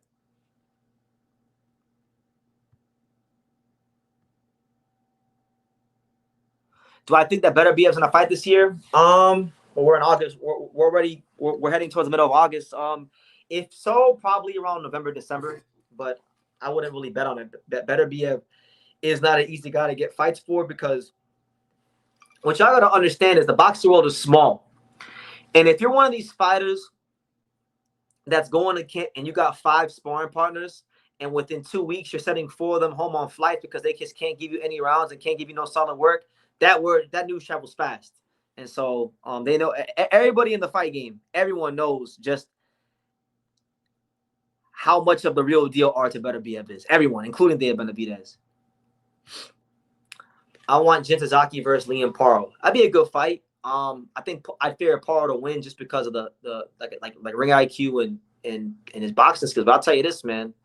Lewis Crocker had his ass out ready to go in the back half of that fight. Don't let Jin catch you. Don't let my boy. Listen, we can't even really talk about Jin on the world level yet. Jin's got to fight. He's got to win next month against David Samaju and Hachiochi. Hopefully hopefully he can win that fight and look good and do some of the things that we worked on in camp and continue to tap into the growth that he does have as a fighter that I've been telling you guys about. But right now, it's just about that. I think it's just about getting the better habits in the Sasaki style. You know, I still got faith that Jin will be a factor on the world level. I haven't lost faith in Jin. I think he's a good fighter. You know, I was supposed to watch them spar. I wasn't there when they sparred. I was supposed to watch them spar, but when they sparred in Vegas, I was supposed to be at that sparring session. I wound up not going to that sparring session because Angelo was just dragging ass that whole morning, you know, in camp. But you know, from what I heard, you know, I heard Jin more than did his thing in the sparring session. So I mean, if what I heard is true, you know, shit, that could be a fight for the future. That'd be a fun one.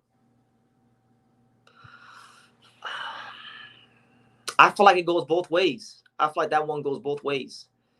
That one might not be good for Rolly's health either. Shit, especially after what I heard. Jim was getting off on Rolly from what I heard.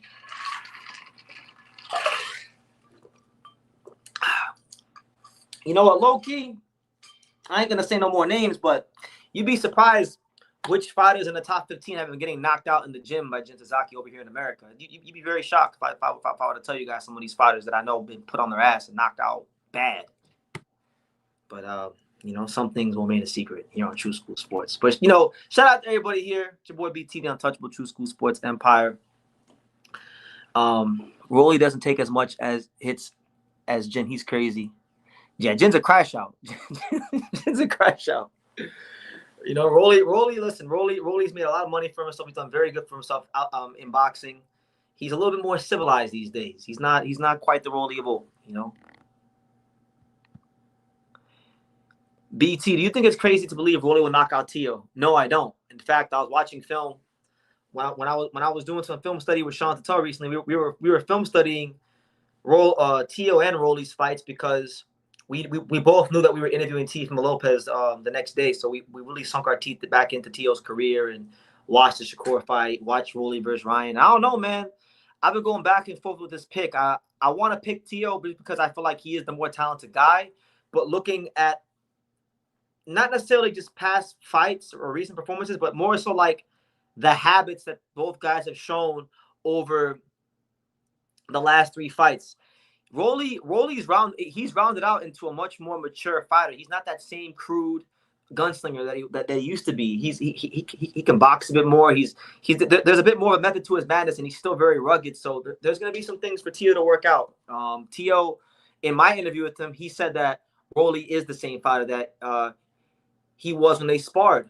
I don't see that on tape. So we'll see what's real and what's fake come August 22nd, you know? If I wasn't going to England for Itama Hrgovic, I'd be at that fight, but I can't go. It's too close to when I got to go across the pond, you know? Dula wins that fight, but it'd be fun while it lasts. I'm not really big on Jadi Herrera.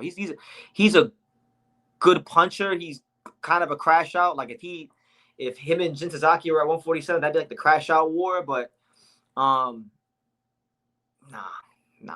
Odula beats him.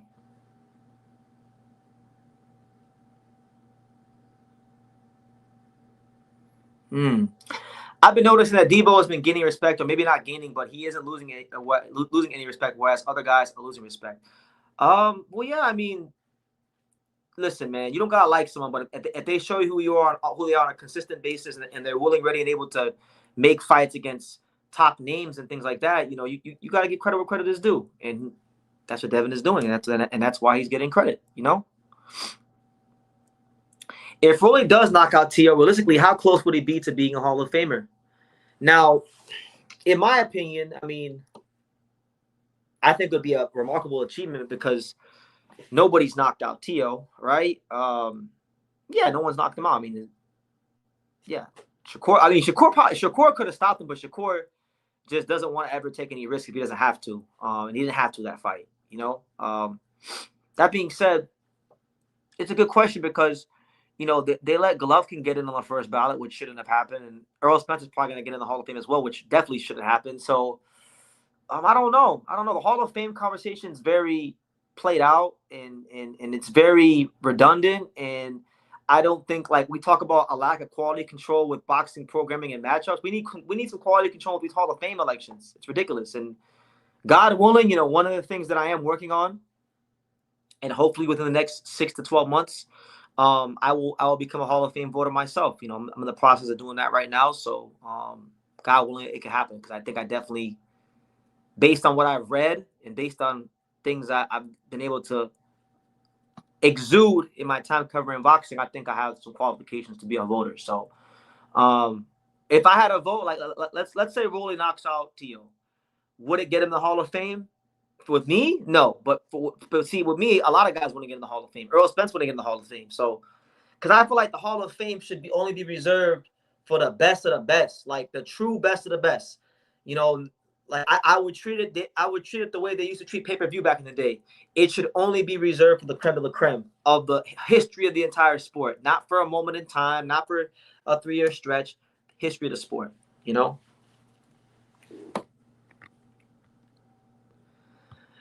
He's in if he does it. You think so? I mean, okay, let's unpack it. He fought Barroso. He won, right? He won. Jackson Marinez. He got knocked out by Tank. He beat Ryan. If he knocks out T, I mean, Ryan and Tio is pretty good. That's damn good, actually. I don't know, man. I don't know. Forgive me, guys, if I sound a bit harsh, because I've been going back and I've been watching a lot of HBO boxing. Like, I've been watching a lot of old fights, and it's been like medicine for my soul. Me and Sean Patel have been doing that. We've been watching a lot of HBO boxing because we're very distraught sometimes about the state of boxing.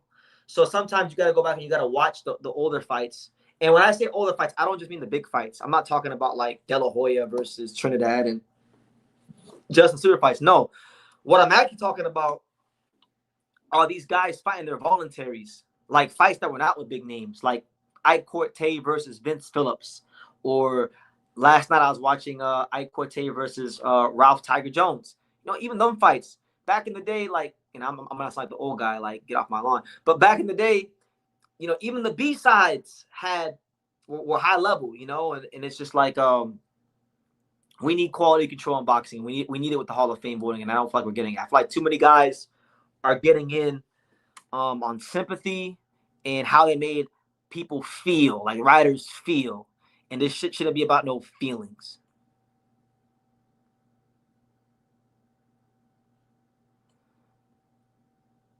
That's what I'm saying. Like, okay, if he beats Tio, okay, let's see. Who could okay, Tio will be a great win. And along Ryan Garcia, it's a great win. But let's be real. What's Ryan Garcia at this point? Are we overrating Ryan Garcia? I mean, Ryan Garcia really, he beat Mario Barrios for his only world title. So how good is Ryan Garcia? You know, he's talented, but let's not get that confused on what he actually accomplished in the professional ranks. If Rolly were to beat Tio, and let's say Rolly beats like I don't know, if he beats like a Tio and a Liam Paro, or a Tio and a Brian Norman Jr., or a Tio and a Hitchens, or something like that. You know, someone who, like, Tio is a guy who has great wins, who you could actually argue has a stronger case for the Hall of Fame than Rolly, because he's been a lineal champion multiple times over. He beat a guy that's gonna be in the Hall of Fame, Lomachenko. He beat a guy that was undisputed in Josh Taylor, right? And he's got some good wins sandwiched in between that, like Comey, like Barbosa. So I feel like a win here for Tio does more than it does for than it will for Rolly. But for Rolly, if he beats Tio, and like he said, if he beats another quality champion like a Liam Paro, and then you can really start talking. But I really don't like these discussions in boxing, because I feel like anytime people start getting a quality win, we want to talk about the Hall of Fame. I remember when Caleb Plant was getting ready to fight Armando Resendiz, and I'll give you guys a bit of a true school, insider exclusive, right? I went to go cover the Caleb Plant, Armando Resendiz introductory press conference in LA, and Amazon Prime was doing like a feature on Caleb Plant. and they were rounding up members of the media to go be on this panel to talk about Caleb Plant and Resendiz. And one of the questions that they asked the media is, what does Caleb Plant have to do to get into the Hall of Fame? And it's just like, he's not getting into the Hall of Fame for beating Armando Resendiz. Like, if he wanted to get into the Hall of Fame, he should have beat Canelo, and then he should have defended it a couple more times against some good opponents, and then you probably could have started having some conversations about that, but he didn't do that. So, but like we keep hearing about Hall of Fame too much, and the Hall of Fame should only be reserved for the best of the best. Marlon Starlin was better than Rolly, and he's not in the Hall of Fame, So that's where I'm at. And funny enough, a couple of the writers that were supposed to be on that segment where they talk about Caleb Plant and him being in the Hall of Fame, I was pitched to the Fine Folk at PBC to be on that segment, and they said no. They said no. They said BT and Truthful, I gotta pay his dues more. So I was like, well, shit, I ain't trying to talk about Caleb Plant being in the Hall of Fame. I like Caleb Plant. I'm a big Caleb Plant fan. I was one of the first people on YouTube to ever cover Caleb Plant when he was a prospect. Caleb Plant knew who I was in 2017 because I was the only one covering him, and he came after a sparring session at Johnny Toko's, and he came and he gave me my respect for the video I made about him. So I fuck with Caleb Plant. I like Caleb Plant a lot, but Hall of Famer he is not. But a good fighter and definitely a guy who mattered in his era. For sure. Yeah. All right, guys. Last 10 minutes, and I'm gonna get up on out of here. But I hope you guys enjoyed the Rick Glaser segment earlier. If you didn't see it earlier and you're just joining now, definitely go and watch the playback and let me know what city, what state, what continent you guys are tuning in from. I want to see how international we are on the broadcast. Let me see. Yes, sir.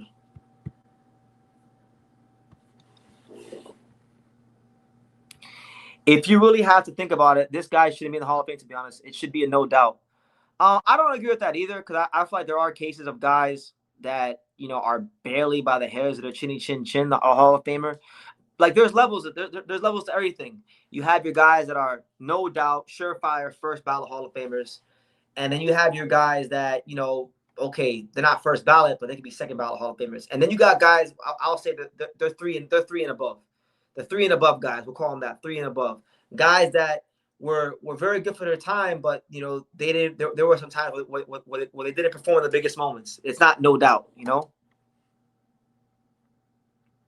There's levels to it.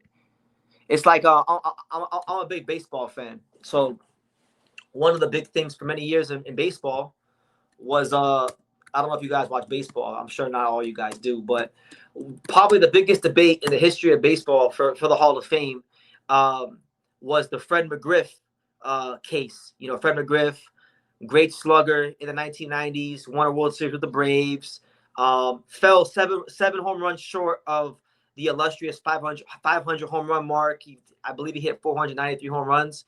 But he was in the steroid era, so he was overshadowed by a lot of guys because these guys were putting up inflated numbers. So they would always say about Fred McGriff, he wasn't in the Hall of Fame, but he was in the Hall of Very Good.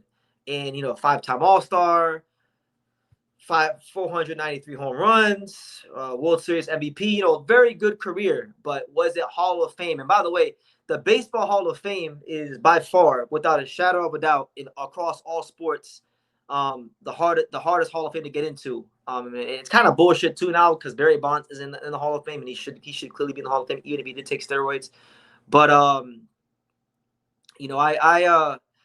glad Fred McGriff got in, but it took a long time, and I thought he should have been in because he was right there, just the closest you can be to barely being a Hall of Famer. But he was a Hall of Famer nonetheless, a great player in this era, just overshadowed by a lot of guys sticking needles in their asses and things like that. But anyway, who are my top 5 boxing monsters? My top 5 boxing monsters. I don't look at fighters like that, to be honest with you. I don't look at fighters like that. I feel like Benavidez and Inoue can both have dudes punch them dead in their shit and lose. So I don't look at fighters like that. But both are great fighters. Both are exceptional. Both are pound for pound.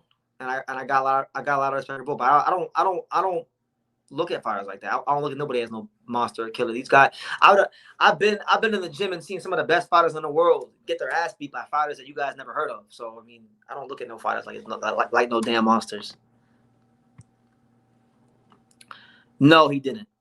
He didn't. Yeah. The fight you're referring to, who was it? Caleb Plant fought Jose Uzcategui on network television. He benefited a lot, like many PBC fighters in those early years from fighting on NBC and things like that. You're damn right. Yeah. Barry Bonds and Roger Clemens should 1,000% be in the Hall of Fame. And one thing I've always said about that in baseball is that if they're not going to put Barry Bonds in the Hall of Fame for what he did on the baseball diamond, then the MLB should donate all the money they made off Barry Bonds during the steroid era to charity or some shit like that. Because you profited off the guy, but you don't want to put him in the Hall of Fame. And everyone who knows even the slightest thing about baseball knows Barry Bonds is the truth. Me? Oh, I would have been because right now, I mean, I'm kind of fat right now. Right now, I'm probably like in the 140s. So I'd probably be, when I'm healthy, when I'm like in shape, I'm normally like in the lower 140s or high 130s. I'd probably be a super bantamweight or a featherweight. But if I got a nutritionist, I could probably be a bantam. But I would say probably super bantam. So they would have had to come see. Ramon Cardenas would have had to come see your boy BT. Yeah, probably 122.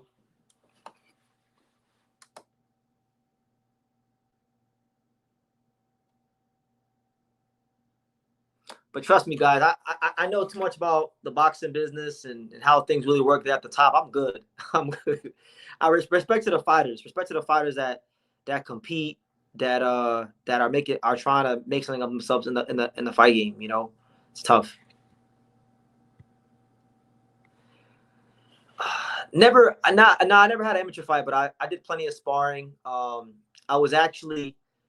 I sparred 26 rounds with some of the fighters in the Angel Leo camp during the last camp for the Rice Salim fight at 7,000 feet altitude. But I just do it to stay in shape and have fun and develop confidence in life. When I first walked into the boxing gym when I was younger, it was never about competing. It was about finding myself in life, and I've done that. So, do I have any funny sparring stories? Do I have any funny sparring stories? There was this one time where I didn't have a mouthpiece, and I sparred for like a couple of rounds with. I had a mouthpiece, so I sparred with gauze. I sparred some gauze in my mouth, so when I would get hit, the gauze would get all messed up out of place. So I had to fix it while I'm in the ring sparring. That was kind of crazy, but nothing right now off the top of my head. But it's good. I feel like everybody should definitely go to the local gym and just move around with some guys there, and you'll get a different kind of respect for the sport for sure.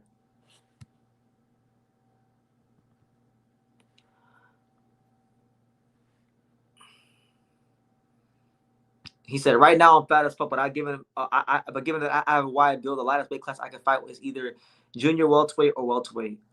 Okay, well, shout out to you, man. Yeah, I'm gonna start getting back in shape because I was in the best shape of my life about 4 months ago, 3-4 months ago, when I was in camp. And then, I had no good food for a while.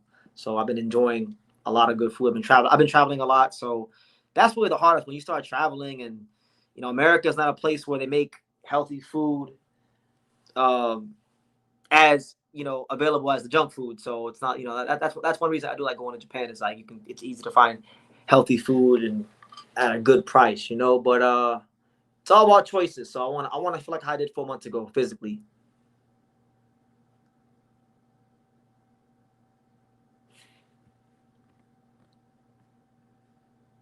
Let me ask the chat. Do you guys have any boxing experience? Somebody asked me if I have boxing experience. Do you guys have boxing experience? And if so, what is your boxing experience? My boxing experience is just me in and out of the gym for the last 10 and a half years, sparring here, sparring there. And that's what it is. But no pro fights, no deep amateur background, anything like that. Just moving around, sparring here and there, and hitting the bag, and that's enough for me. BT, what do you think about Luis Fernandez versus Francisco Varane? That's an underrated fight. That is an underrated fight. I'm gonna do a whole video on that fight because that's a very hard thing. That's a very good fight. I think people are so quick to make Luis Fernandez this killer. We're gonna see what Luis Hernandez is made of in this fight, because Verona's he gave Jahad Tucker a good fight. He's one of the better middleweights out there right now, especially in this sorry ass middleweight division we have now. So yeah. Oh man, don't even mention the B word. You don't mention the B word, champ. The B word, Bojangles. I love Bojangles. Whataburger is it's kind of heavy, but Bojangles is crazy. That shit will give you a. It's hard. It's fattening and it's hard. He said, "You'll have an immersive experience, and I ain't gonna let you forget what I want." I hear you, champ. That would be good content too. So at some point we're gonna have to do it. But right now, my main focus is hitting this 100K for sure. Climate control, HVAC is hot during the summer. Drinking a lot of water, no gym. Yeah, you go to these gyms with no AC. I'll tell you guys, the hottest gym I've ever been in, or the two hottest gyms I've ever been in, was Stacey McKinley's gym in South Florida, because there's no AC. Stacey wanted to make it feel like the Kronk gym of the South, so the walls are red and gold like Kronk, and there's no AC. In the summer, it's like it gets up to like 110, 115 degrees in there. I've been in there to watch sparring. And then one time in 2021, I was out in Texas and I sparred this one Mexican kid at this gym called Young Guns Boxing Gym over there in Dallas. That shit was hot. That was a hot gym.